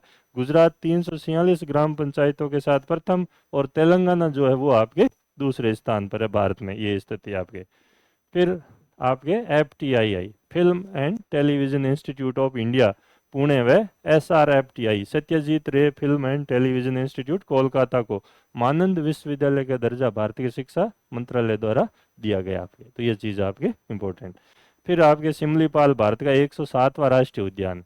इस बार जैसे एग्जाम में RS में क्वेश्चन भी पूछे गए कि कितना क्षेत्र तक पूछ लिया गया आपके नए टाइगर प्रोजेक्ट के बारे में, तो आपके करंट में 6 महीने में कोई भी चीज़ आती है तो थोड़ा और डिटेल में अब आपको ध्यान रखना है, क्योंकि इस तरह के प्रश्न जो है वो अब पूछे जा रहे हैं करंट में। तो 107वां राष्ट्रीय उद्यान उड़ीसा के मयूरभंज जिले में स्थित वन्य जीव संरक्षण अधिनियम 1972 के तहत इसको यह दर्जा दिया गया है। 845.70 वर्ग किलोमीटर क्षेत्रफल इसमें शामिल है, और 2009 से ये यूनेस्को के वर्ल्ड नेटवर्क ऑफ बायोस्फीयर का हिस्सा है, और यहाँ स्तनधारियों की आपके 55 प्रजातियाँ है आपके। तो ये इंपॉर्टेंट चीज़। फिर एक तमिलनाडु का मुद्दा आपके, काफ़ी आप लोगों ने पढ़ा होगा कि वहाँ के जो राज्यपाल है RN रवि, उन्होंने 10 बिल जो है तमिलनाडु विधानसभा द्वारा पारित किए गए थे और उनको जो है रोक कर रखा था। तो मामला सुप्रीम कोर्ट में गया और सुप्रीम कोर्ट ने उसमें कुछ महत्वपूर्ण निर्णय दिया आपके, ठीक है ना। सुप्रीम कोर्ट ने अनुच्छेद 142 के तहत असाधारण शक्तियों का उपयोग किया। उन्होंने कहा कि माइंड ही अप्लाई नहीं किया राज्यपाल ने, कम से कम अपना माइंड तो अप्लाई करो आप, ठीक है ना। राज्यपाल ने अनुच्छेद 200 के तहत शक्ति का प्रयोग किया, दुरुपयोग किया, यही मान लो। इसमें 3 विकल्प होते हैं, या तो सहमति देना, सहमति रोकना, या राष्ट्रपति के विचार हेतु आरक्षित करना। राष्ट्रपति द्वारा पुनर्विचार के बाद वापस भेजे गए विधेयक को सामान्यतः आपके आरक्षित नहीं कर सकता, ठीक है। राज्यपाल के पास सुप्रीम कोर्ट ने कहा पॉकेट वीटो नहीं है, ये प्रेसिडेंट के पास है, आपने संविधान ठीक से पढ़ा नहीं बोले, ठीक है, थोड़ा और पढ़ो बोले। फिर इसमें जब मामले पे निर्णय हुआ तो वो ये था, सुप्रीम कोर्ट ने समय सीमा तय की कि भाई ऐसा कोई भी विधेयक है अगर मंत्रिपरिषद की सलाह के विपरीत आप सहमति को रोकते हो तो 3 महीने के भीतर आप वापस भेजो, और अगर राष्ट्रपति के विचार के लिए आरक्षित करते हो तो भी समय की सीमा 3 महीने है, और अगर पुनर्विचार के बाद आपके पास अगर भेजा है विधानसभा ने तो 1 महीने में आपको मंजूरी देनी है, पॉकेट वीटो का इस्तेमाल आप नहीं कर सकते हो। तो ये चीजें इसमें आपको ध्यान रखनी। मुंबई में भारत के सबसे बड़े क्रूज टर्मिनल MICT से क्रूज संचालन प्रारंभ हुआ है और बेलार्ड पियर द्वारा इसका निर्माण किया गया आपके। इसी तरह तेलंगाना भू भारती अधिनियम, यहाँ पे आपके जमीन से संबंधित जो अभिलेख थे उसमें काफ़ी रिकॉर्ड में गड़बड़ियाँ आई, तो इसलिए भूमि सुरक्षा को मजबूत करने, पारदर्शिता लाने के लिए भू भारती अधिनियम और भू भारती पोर्टल जो है उसका लोकार्पण किया गया आपके, ये इंपॉर्टेंट चीज़। फिर है memory of world register, UNESCO का है, 1992 में स्थापित है और इसमें 2 पांडुलिपियों को शामिल किया गया, एक तो भगवत गीता और एक नाट्य शास्त्र भरत मुनि का जो अपन पढ़ा है आपके प्राचीन साहित्य में, संस्कृत में लिखा हुआ, तो वो चीज़ें इसमें शामिल। फिर है अमरावती, आंध्र प्रदेश की नियोजित राजधानी, और ये पूरी तरीके से नवीकरण ऊर्जा से संचालित होने वाला विश्व का पहला शहर जो है वो बनेगा आपकी, इंपॉर्टेंट चीज़ है, रिन्यूएबल एनर्जी से। भारत के रक्षा निर्यात में बढ़ोतरी हुई है, ऐसे भी कुछ डेटा है आपके, 23,622 करोड़ तक पहुंच गया। फिर है वक्फ संशोधन अधिनियम 2025, काफी चर्चा में चल रहा है, महत्वपूर्ण, हर परीक्षाओं में पूछा जा सकता है, मेंस में भी पूछा जा सकता है। 5 अप्रैल को मंजूरी हुई, 8 अप्रैल को गजट में आपकी अधिसूचना जारी हुई, ठीक है। और इसका नया नामकरण, पहले नाम था वक्फ अधिनियम, इसका नया जो आपके नामकरण वो है एकीकृत वक्फ प्रबंधन अधिकारिता, दक्षता और विकास अधिनियम 2025। ऑब्जेक्टिव क्या है कि जो वक्फ की संपत्तियां थी उनका दुरुपयोग होता था, पक्षपात व अतिक्रमण को रोकने के लिए, पारदर्शिता लाने के लिए और उनके कुशल प्रबंधन जो है उसको सुनिश्चित करने के लिए जो है ये बिल आपके लाया गया, ठीक है ना। तो आपने इसका भी काफ़ी विरोध वगैरह देखा, लेकिन बाद में इसमें कई सारी अच्छी चीज़ें थी जिसके कारण इस पर सहमति बनी। वक्फ बोर्डों और केंद्रीय वक्फ परिषद में संरचनात्मक बदलाव लाने की एक तो बात है, यानी गैर मुस्लिम सदस्य है कम से कम 2 मुस्लिम महिलाओं को इसमें शामिल किया गया है। दूसरा है उपयोग के आधार पर वक्फ की अवधारणा को समाप्त करना, अब विधिवत रूप से घोषित या समर्पित संपत्ति ही वक्फ मानी जाएगी। फिर वक्फ के लिए संपत्ति दान करने हेतु शर्त है, तो दानी कम से कम 5 वर्षों तक इस्लाम का पालन करने वाला व्यक्ति वह संपत्ति का मालिक होना चाहिए। फिर वक्फ संपत्तियों का सर्वेक्षण व पंजीकरण, तो जिला कलेक्टर को जो है इन संपत्तियों का पंजीकरण और सर्वेक्षण करने का अधिकार होगा आपकी, इंपॉर्टेंट चीज़ है। तो ये तो महत्वपूर्ण चीज़ें हैं आपके, ऑनलाइन पंजीकरण अनिवार्य होगा, अब ये भी चीज़ है इसमें। फिर इनके जो ट्रिब्यूनल के फैसले होते हैं तो उसमें अपील जो है हाई कोर्ट में की जा सकती है, और वक्फ अल औलाद यानी महिला उत्तराधिकारियों के विरासत अधिकारों की सुरक्षा भी सुनिश्चित करना, तो ये सारी चीज़ें जो है वो आपकी इसमें शामिल की गई। फिर तेलंगाना विधानसभा अभी काफ़ी चर्चा में रही, पिछड़ा वर्ग हेतु आरक्षण बढ़ाकर 23 से 42%, और इस प्रकार जो है अनुसूचित जो जातियां है उसमें उप श्रेणीकरण करने वाला ये पहला भारत का राज्य बन गया है। भाई इसमें भी किन को ज़्यादा लाभ मिल रहा है, कौन सी को कम मिल रहा है, इस आधार पर जो है सब कैटेगराइज किया आपके। फिर हम आर्थिक परिदृश्यों की बात करेंगे आपके। तो विश्व बैंक ने भारतीय इंटरप्राइजेज के सुनील मित्तल को निजी क्षेत्र निवेश प्रयोगशाला में शामिल किया है। यह विश्व बैंक समूह व अग्रणी वैश्विक निजी क्षेत्र संस्थानों के सीईओ के बीच एक सहयोगात्मक पहल मानी जाती है आपकी निजी क्षेत्र निवेश प्रयोगशाला, ठीक है ना। तो उनके साथ कोऑपरेशन की बात है यहाँ पे।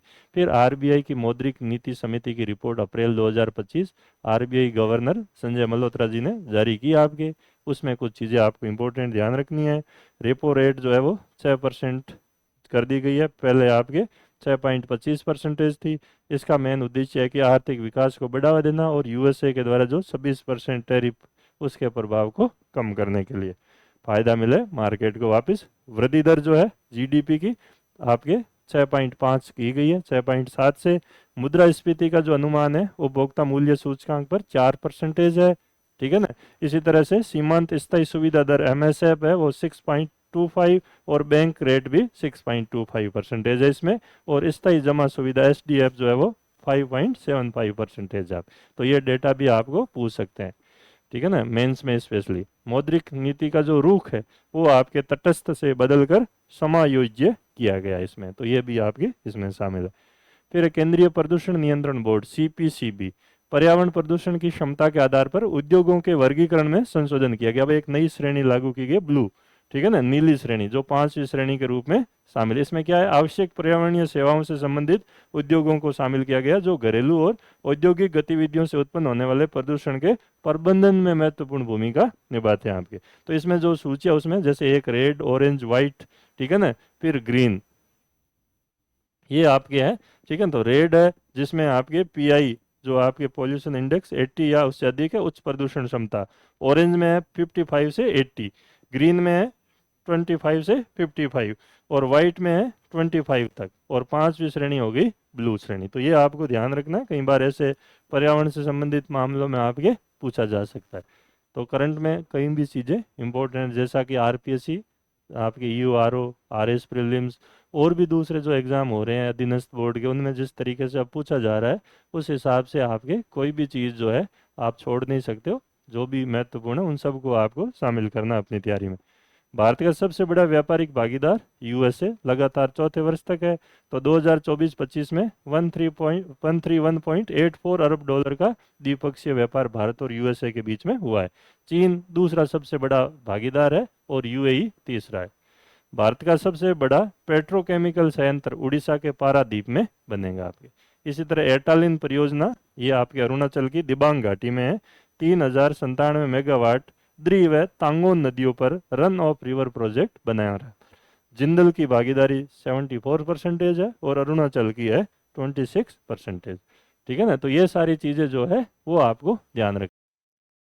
अगर हम प्रौद्योगिकी की बात देखें तो आपके इसमें जो महत्वपूर्ण चीज़ें हैं वो अगर बात करें तो Soyuz MS-27 international space station के लिए कजाकिस्तान के बेकानूर से परीक्षण किया गया है। इस मिशन में 3 अंतरिक्ष यात्री आईएसएस सेतु रवाना होंगे। एक तो रोसकॉस्मोस जो रूस की आपके एजेंसी है उसके सर्जेई रेजिकोव और एलेक्सी जुब्रित्स्की, और नासा के जो है वो जोनी किम, तो ये आपके आईएसएस पर जाएंगे। तो ये ध्यान रखना है। फिर स्पेस एक्स जो एलन मस्क का है उसका फ्रेम 2 मिशन जो है वो लॉन्च हुआ है और ये पहला पोलर ऑर्बिट मिशन है, यानी कि पोलर टू पोलर जो है मूवमेंट होगा आपके। और फ्रेम 2 इसका नाम है, केनेडी स्पेस सेंटर फ्लोरिडा से लॉन्च किया गया है। चुन वांग मिशन कमांडर है, जेनी के मिकेलसन, राबिया रोग व एरिक फिलिप्स इसमें शामिल है आपके, ठीक है ना।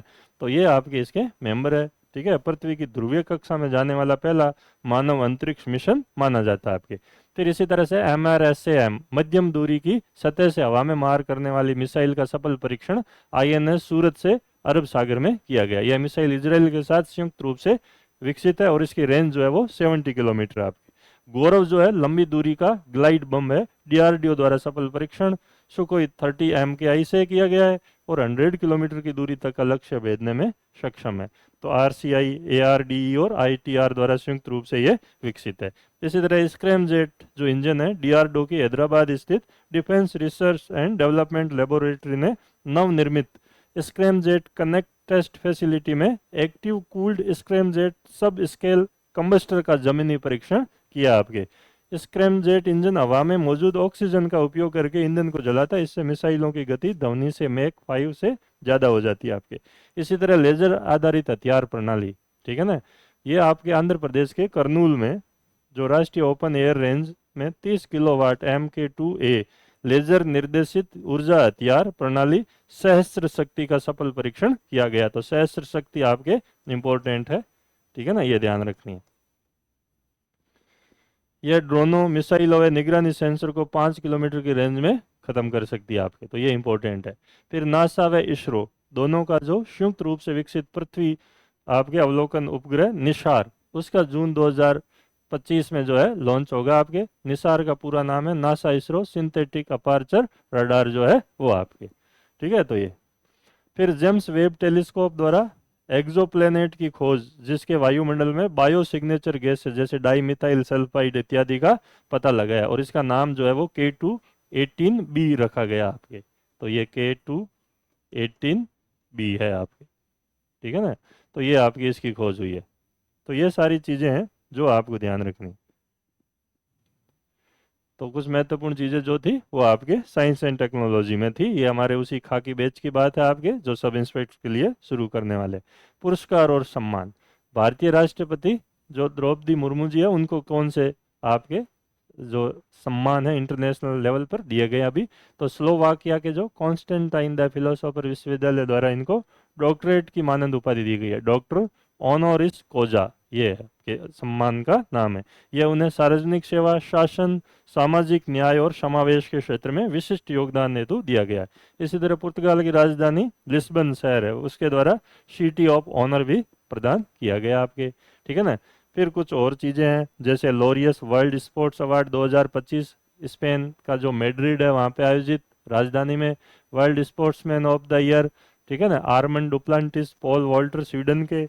World sports women of the year Simone Biles America की जिम्नास्टिक है आपके। इसी तरीके से world team of the year Real Madrid football team को दिया गया आपके। World breakthrough of the year Lamine Yamal जो स्पेनिश फुटबॉलर है आपके, ठीक है ना, उनको आपके ये अवार्ड दिया गया है। स्पोर्ट्स आइकन अवार्ड जो है राफेल नडाल को दिया गया है, और लाइफ टाइम अचीवमेंट अवार्ड है वो केली स्लेटर सर पर जो उनको दिया गया। आज ही पेपर में आया कि जावी कैसे लामिले यमाल को बार्सिलोना में लेके आए थे आपके। फिर फ्रेड डारिंगटन सेंट मास्टर अवार्ड, ठीक है ना, भारतीय रेत कलाकार व पद्मश्री सुदर्शन पटनायक को दिया गया आपके। विज्ञान का जो ऑस्कर है ब्रेक थ्रू प्राइज 2025, ये भी आपकी इंपॉर्टेंट है, विज्ञान के ऑस्कर के रूप से जाना जाता है। बेसिक जो फिजिक्स है, जीव विज्ञान है और गणित के क्षेत्र में दिया जाता है। हमारा जो बोस संस्थान है कोलकाता को, उसको मौलिक भौतिकी क्षेत्र में दिया गया आपके, और गणित में जो है डेनिस गेटसगरी को ये आपके दिया गया है। इसी तरह विजडन जो पत्रिका आपके इंग्लैंड लंदन की, ठीक है ना, उसने leading men's cricketer in the world Jasprit Bumrah को आपके ये तवज्जो या इस अवार्ड से नवाजा है। स्टार ऑफ द ईयर भी उन्हें बताया गया आपके। T20 क्रिकेटर निकोलस पूरन है। इसी तरह leading women's cricketer in the world Smriti Mandhana, यानी दोनों भारतीयों का कब्जा है इसमें। और वर्ष का उत्कृष्ट प्रदर्शन के लिए विजडन ट्रॉफी जो है वो न्यूजीलैंड के मिशेल सेंटनर को दी गई आपके। तो ये कुछ चीज़ें हैं। इसी तरह मिसेज ग्लोब इंटरनेशनल 2025 जो है अनुराधा गर्ग जो है आपके, ठीक है ना, उन्होंने ये जीता। शेनज़ेन शहर चीन में इस ट्रॉफी इस आपके इवेंट का आयोजन हुआ। इसी तरह लता दीनानाथ मंगेशकर पुरस्कार 2025 कुमार मंगलम बिड़ला को दिया गया आपके। पायल कपाड़िया जो कि भारत की फिल्म निर्देशिका है, फ्रांस में, ठीक है ना, फ्रांसीसी सरकार ने उनको प्रतिष्ठित नागरिक सम्मान जो है वो दिया आपके। नाम थोड़ा लंबा है इसका, ध्यान रखिए आप। ऑफिशियर डाल है आंड्रे देस आर्ट्स एट देस लेटरस, तो फ्रांसीसी भाषा में ये नाम है, तो इससे ये सम्मानित किया गया है, ठीक है। इनकी फिल्म थी all we imagine as light, Indo French सह निर्माण है उसमें आपकी। इसी तरह प्रियंका चोपड़ा को 2025 का ग्लोबल वैनगार्ड सम्मान दिया गया है। तो ये इस आपके पहला ही संस्करण है, और प्रियंका चोपड़ा पहली है जिसको ये अवार्ड दिया गया आपके।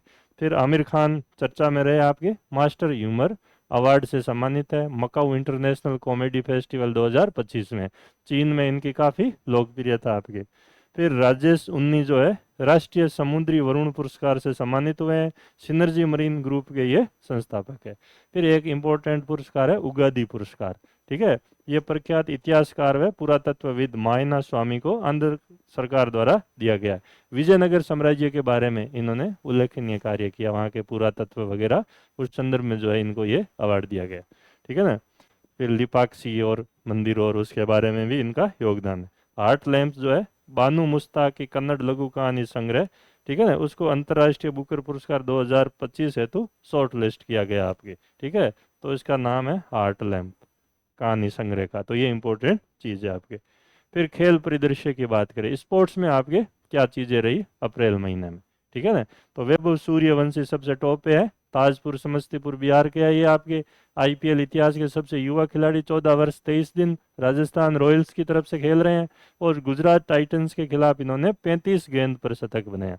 30 गेंदों पर शतक क्रिस गेल के नाम पे है, और दूसरा सबसे तेज शतक इन्होंने लगाया। ठीक है, फिर इसी प्रकार जो अगले ओलंपिक खेल 2028 में लॉस एंजल्स यूएसए में होंगे आपके, उसमें वापस T20 के रूप में क्रिकेट को शामिल किया गया। सन 1900 में पहली और लास्ट बार क्रिकेट शामिल था, उसके बाद क्रिकेट शामिल। ठीक है ना, क्रिकेट के अलावा बेसबॉल, सॉफ्टबॉल, फ्लैग फुटबॉल, ठीक है ना, लेक्रोस, सिक्स और स्क्वैश को भी इस ओलंपिक में शामिल किया गया। तो ये और अन्य स्पर्धाएं हैं जो इसमें आपके शामिल की गई है। फिर ISL, Indian super league football, जैसे आईपीएल होता है ऐसे फुटबॉल का भी चला आपके। और मोहन बागान ने बेंगलुरु एफसी को 2-1 से हराया। कोलकाता के विवेकानंद युवा भारती स्टेडियम में फाइनल खेला गया। कई बार स्टेडियम के नाम भी आपके पूछे गए हैं आरपीएससी द्वारा, ध्यान रखना।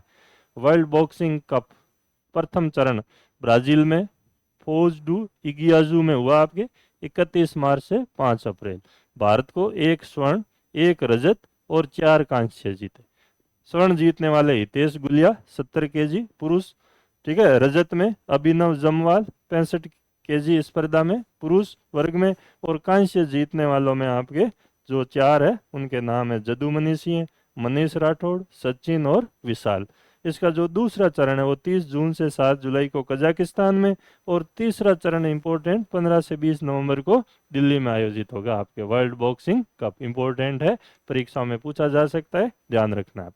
फिर WBL विश्व match play billiards championship 2025, Carlo Ireland में जगह है, वहाँ पंकज आडवाणी ने रजत जीता है। और विजेता जो रहे वो डेविड कोजियर यूके के है, वो आपके रहे। तो ये पर्टिकुलर जो स्पर्धा है वो एग्जाम में पूछी जाती है। इसी तरीके से तीरंदाजी विश्व कप भी आपके चर्चा में है। पहला चरण जो है आपके उसका यूएसए के फ्लोरिडा स्थित आबर्नडेल में आयोजित हुआ। भारत ने 1 स्वर्ण, 1 रजत और 2 कांस्य, यानी कुल 4 पदक जीते आपके। स्वर्ण पदक जीता ज्योति सुरेखा वेनम व ऋषभ यादव ने कंपाउंड मिश्रित में। रजत जीता पुरुष रिकर्व टीम ने। और कांस्य जीता धीरज बोम्बादेवरा ने व्यक्तिगत स्पर्धा में, और कंपाउंड टीम पुरुष द्वारा आपके। तो कुल 4 पदक आपको ध्यान रखने हैं। भारत तालिका में चौथे स्थान पर है और मेक्सिको पहले स्थान पर है। फिर ISSF world cup 2025 rifle, pistol और शॉटगन सीरीज जो है ब्यूनस आयर्स अर्जेंटीना में पहला चरण 1 से 11 अप्रैल को हुआ आपके। भारत ने यहाँ पे 4 स्वर्ण जीते। शिफ्ट कोर सामरा महिला में 50 मीटर राइफल 3 पोजीशन में, ठीक है ना। दूसरा है रुद्रांश पाटिल पुरुष 10 मीटर एयर राइफल। तीसरा है सुरुचि सिंह महिला 10 मीटर एयर पिस्टल। और चौथे विजय वीर सिद्धू पुरुष 25 मीटर रैपिड फायर पिस्टल में। ये 4 स्वर्ण पदक आपको ध्यान रखने हैं। फिर है रजत पदक, 2 रजत पदक आर्य बोर से 10 मीटर एयर राइफल मिश्रित टीम व रुद्राक्ष पाटिल ने संयुक्त रूप से जीता। और ईसा सिंह ने महिला 25 मीटर पिस्टल में जो है रजत जीता आपके। कांस्य पदक में चैन सिंह पुरुष 50 मीटर राइफल 3 पोजीशन में आपके। और सुरुचि सिंह व सौरभ चौधरी ने 10 मीटर एयर पिस्टल मिश्रित प्रतियोगिता में 2 कांस्य। तो 2 कांस्य, 2 रजत और 4 स्वर्ण जो है वो भारत ने जीते हैं आपके। तो ये इंपॉर्टेंट चीज। फिर इसी तरह लीमा में भी ISSF आपके वर्ल्ड कप 2025 हुआ। भारत ने यहाँ 7 पदक जीते। चीन पहला स्थान पर 13 पदक के साथ है। 2 स्वर्ण जीतने वाले कौन? सुरुचि सिंह महिला 10 मीटर एयर पिस्टल, ठीक है ना। और सुरुचि सिंह व Saurabh Chaudhary 10 metre air pistol मिश्रित टीम जो है ये 2 स्वर्ण।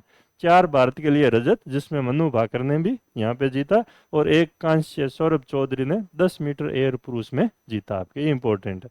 मैराथन में बोस्टन मैराथन चर्चा में रही आपके। इसमें केनिया के धावक जॉन कैरियर ने पुरुष वर्ग में ये खिताब जीता। उनके भाई भी ये मैराथन पहले जीत चुके हैं।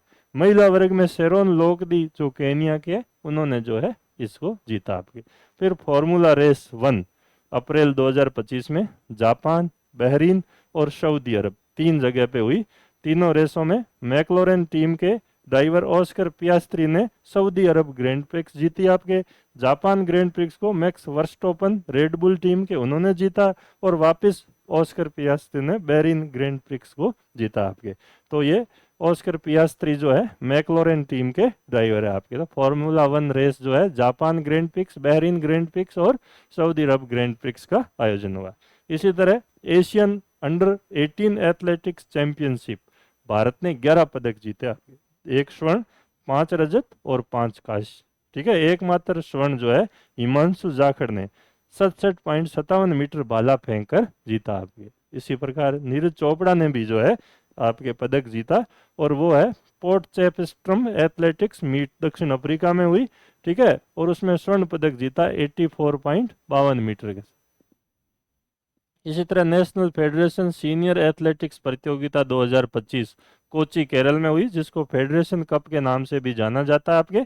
महिला 400 मीटर बाधा दौड़ आपके विथ्या रामराज ने 56.04 सेकंड में पूरी करके जीता स्वर्ण पदक, और पुरुष में 200 मीटर अनिमेश कुंजूर ने जीता आपके। तो ये फिर मीराबाई चानू जो है आपके महत्वपूर्ण है। इनके बारे में आपको जो खास बात ध्यान रखनी है कि भारतीय भारोत्तोलन महासंघ में एथलीट आयोग की चेयरपर्सन बनी है आपके। ठीक है, फिर इसी तरीके से माइकोलास अलेक्ना डिस्कस थ्रो में इन्होंने विश्व रिकॉर्ड बनाया। ठीक है, 75.56 मीटर आपके फेंकर। फिर मैग्नस कार्लसन जो शतरंज के खिलाड़ी है, पेरिस फ्री स्टाइल शतरंज ग्रैंड स्लैम विजेता बने आपके। ठीक है, फिर 12वीं सीनियर नेशनल रग्बी 7 चैंपियनशिप जो है 2025 असम के गुवाहाटी में हुई आपके। ठीक है ना, और महिला चैंपियन जो है वो आपके बिहार, और पुरुष चैंपियन जो है वो पश्चिम बंगाल आप। ठीक है ना, तो इसको 7 चैंपियनशिप कहा जाता है आपके 12वीं सीनियर नेशनल रग्बी। ठीक है ना, फिर एशियाई योगासन खेल championship 2025 Indira Gandhi indoor stadium नई दिल्ली में हुई। भारत ने 83 स्वर्ण पदक सहित 87 कुल पदक जीते आपके, और जापान ने 3 स्वर्ण पदक जीते आपके। तो इसमें योगासन और ये चीजें शामिल थी आपके। फिर खेलो इंडिया यूथ गेम 2025 बिहार में 4 से 15 मई को होंगे आपके, और गज सिंह है यानी हाथी और शेर शुभंकर है जो शक्ति, साहस और बुद्धिमत्ता का प्रतीक है। तो बुद्धिमत्ता का प्रतीक माना जाता है आपके, और नारा है खेल के रंग बिहार के संग। फिर निर्वाचन नियुक्तियां और मनोनयन की हम बात करें तो जस्टिस भूषण रामकृष्ण गवई, ठीक है, देश के दूसरे दलित CJI chief justice of India होंगे। पहले केजी बालाकृष्णन थे, और ये भारत के 52वें मुख्य न्यायाधीश होंगे। 14 मई से कार्यभार ग्रहण करेंगे, लगभग 2 महीने तक इनका कार्यकाल रहेगा। वर्तमान में जस्टिस संजीव खन्ना जो है वो सीजीआई है आपके, और इन्होंने वास्तविक समानता का सिद्धांत दिया है आपके। ठीक है, इसकी पैरवी की है। SC ST में भी क्रीमी लेयर सिद्धांत को लागू करने की बात है, वो ये कहलाता है वास्तविक समानता का सिद्धांत। ठीक है ना, तो ये इंपॉर्टेंट। फिर मोहसिन नकवी एशियाई क्रिकेटर परिषद के अध्यक्ष बने आपके। पूनम गुप्ता RBI की 14 वर्ष बाद कोई महिला डिप्टी गवर्नर नियुक्त हुई है आपके। मांगीलाल जाट जो है कृषि अनुसंधान एवं शिक्षा विभाग जिसको डेयर कहा जाता है के सचिव, और ICAR के महानिदेशक बने हैं, भारतीय कृषि अनुसंधान संस्थान। दिनेश माहेश्वरी जी है वो भारत के 23वें विधि आयोग के अध्यक्ष बने हैं। उनके साथ DP वर्मा और हितेश जैन की पूर्णकालिक सदस्य के रूप में नियुक्ति हुई है। विधि आयोग में 1 पूर्णकालिक अध्यक्ष होता है, 4 पूर्णकालिक सदस्य होते हैं, 4 अंशकालिक सदस्य होते हैं, और कानूनी व विधायी मामलों के सचिव जो होते हैं वो पदेन सचिव कहलाते हैं आपके। तो ये इसका जो है ढांचा होता है आपके, ये ध्यान रखना आपको। ठीक है ना, विधि आयोग में तो 1 सितंबर से 31 अगस्त 2027 तक 23वां विधि आयोग कार्य करेगा, 1 सितंबर। ठीक है ना, तो ये आपको ध्यान रखना। तो 1 सितंबर जो है 2025 से 27 तक जो है 23वां विधि आयोग कार्य करेगा, ये इंपॉर्टेंट चीज़ है आपके। फिर ISAR यानी inter governmental working group of experts on international standard of accounting and reporting, UN का अंतर्राष्ट्रीय लेखांकन और रिपोर्टिंग मानकों पर विशेषज्ञों के अंतर सरकारी कार्य समूह है। भारत इसका सदस्य बना है, और 2025 से 27 की अवधि के लिए, और ये अंकटाड के तत्वाधान में कार्य करता है। ठीक है, United Nations conference on trade and development. ठीक है, तो उसके तहत आपकी 1967 जो अंकटाड है आपकी। डेनियल नोबोवा इक्वेडोर के राष्ट्रपति नियुक्त हुए हैं। कई बार ऐसे क्वेश्चन इस बार जैसे प्रीलिम्स में पूछे गए थे, महत्वपूर्ण है। सरली बोचवे राष्ट्रमंडल की प्रथम अफ्रीका महिला महासचिव बनी आपके कॉमनवेल्थ की। डूरो मैकट सर्बिया के पीएम बने आपके, तो ये इंपॉर्टेंट है। फिर कुछ हस्तियां जिनका निधन हुआ, उसमें राजयोगिनी दादी रतन मोहिनी ब्रह्म कुमारी विश्वविद्यालय की मुख्य प्रशासिका थी। मनोज कुमार जो हिंदी फिल्मों के हीरो भारत कुमार के नाम से जाने जाते थे। 2015 में इनको दादा साहब फाल्के पुरस्कार और 92 में पद्मश्री मिल चुका आपके। असली नाम था हरिकृष्ण गिरी गोस्वामी। तो पूर्व पश्चिम उपकार जैसी फिल्में इन्होंने बनाई आपके, ठीक है।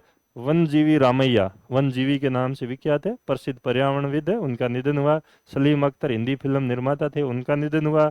जो पोप फ्रांसिस आपके वेटिकन सिटी में कैथोलिक चर्च के हेड थे, 2013 में बने थे, उनका भी निधन हुआ आपके। के कस्तूरी रंगन जो 1994 से 2003 तक इसरो के अध्यक्ष रहे आपके, और 2020 की राष्ट्रीय शिक्षा नीति का भी इन्होंने ड्राफ्ट तैयार किया। तो भारत के जो आपके इसरो का जो उपलब्धि है उसमें इनका सबसे बड़ा योगदान माना जाता है आपके।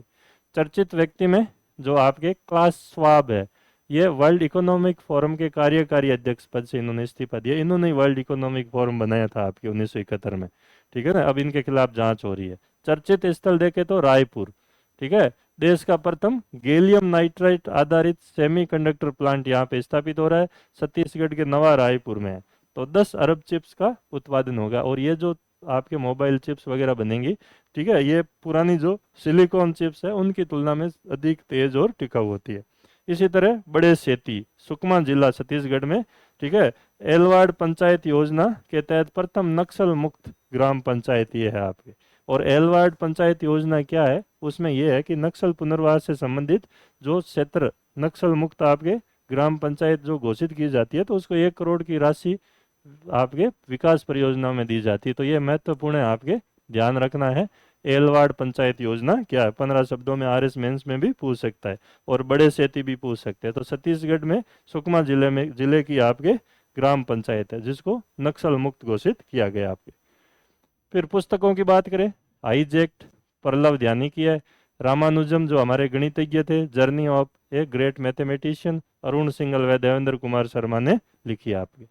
तो ये कुछ चीज़ें आपके लिए महत्वपूर्ण है। फिर अगर हम बात करें कुछ पर्टिकुलर जो है आपके ऑपरेशन अभ्यास अभियान, तो एक समुद्र प्रदक्षिणा त्रिशक्ति नारी नाविक अभियान के नाम से हमने ये चलाया आपके। भारतीय सशस्त्र बलों की महिला शक्ति का प्रदर्शन करने और समुद्री गतिविधियों में लैंगिक समानता को बढ़ावा देने के उद्देश्य से जो है ये ऑपरेशन चलाया गया है। रानी वेलु नचियार, ठीक है, दुर्गावती और लक्ष्मीबाई को श्रद्धांजलि देना भी इस ऑपरेशन का एक उद्देश्य है। वेलु नचियार कौन थी, ये शिवगंगा तमिलनाडु में वहाँ की थी। वीर मंगई यानी बहादुर महिला के नाम से जानी जाती है, और ईस्ट इंडिया कंपनी के खिलाफ लड़ने वाली पहली महिला आधुनिक भारत में यही है आपके, वीर मंगई, ठीक है, इसलिए महत्वपूर्ण है, तो ये ध्यान रखना आपको। फिर ऑपरेशन ब्रह्मा, म्यांमार में अभी भूकंप आया था, आपने देखा, थाईलैंड में, तो म्यांमार में भूकंप पीड़ितों की सहायता हेतु चलाया गया ऑपरेशन। इसी तरह राष्ट्रीय शून्य खसरा रुबेला उन्मूलन अभियान 2025-26 भारत सरकार ने चलाया आपके। डेजर्ट फ्लैग 10 जो है ये आपके यूएई वायुसेना का अभ्यास है, और अल दफरा एयरबेस यूएई में आपके आयोजित हुआ है। भारत ने इसमें मिग 29 और जगुआर को भेजा है, और भारत सहित 12 देशों ने इसमें भाग लिया आपके। फिर है दस्तलीक, हर बार हर साल इंपॉर्टेंट रहता है आपके, 16 अप्रैल से 28 अप्रैल को, ठीक है। और विदेशी प्रशिक्षण नोड औंध पुणे में महाराष्ट्र में, वहाँ पे ये आयोजित हुआ। भारत और उज्बेकिस्तान का संयुक्त अभ्यास है ये।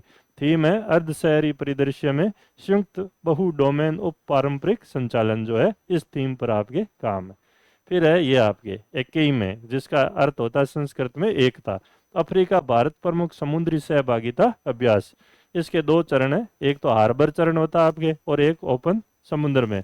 तो हार्बर चरण जो है 13 से 15 अप्रैल को, और समुद्री चरण हुआ 16 से 18 अप्रैल को। तो तंजानिया के दार ए सलाम जो बंदरगाह है वहाँ पे हुआ ये, और तंजानिया का जो तट है हिंद महासागर से अपने लगता है, वहाँ पे समुद्री जो है वो आपके चरण चला, और 10 देशों ने भाग लिया, भारत सहित आपके, अफ्रीकी देश है इसमें। फिर इंद्र 25 भारत व रूस की नौसेनाओं के द्वारा संयुक्त अभ्यास है।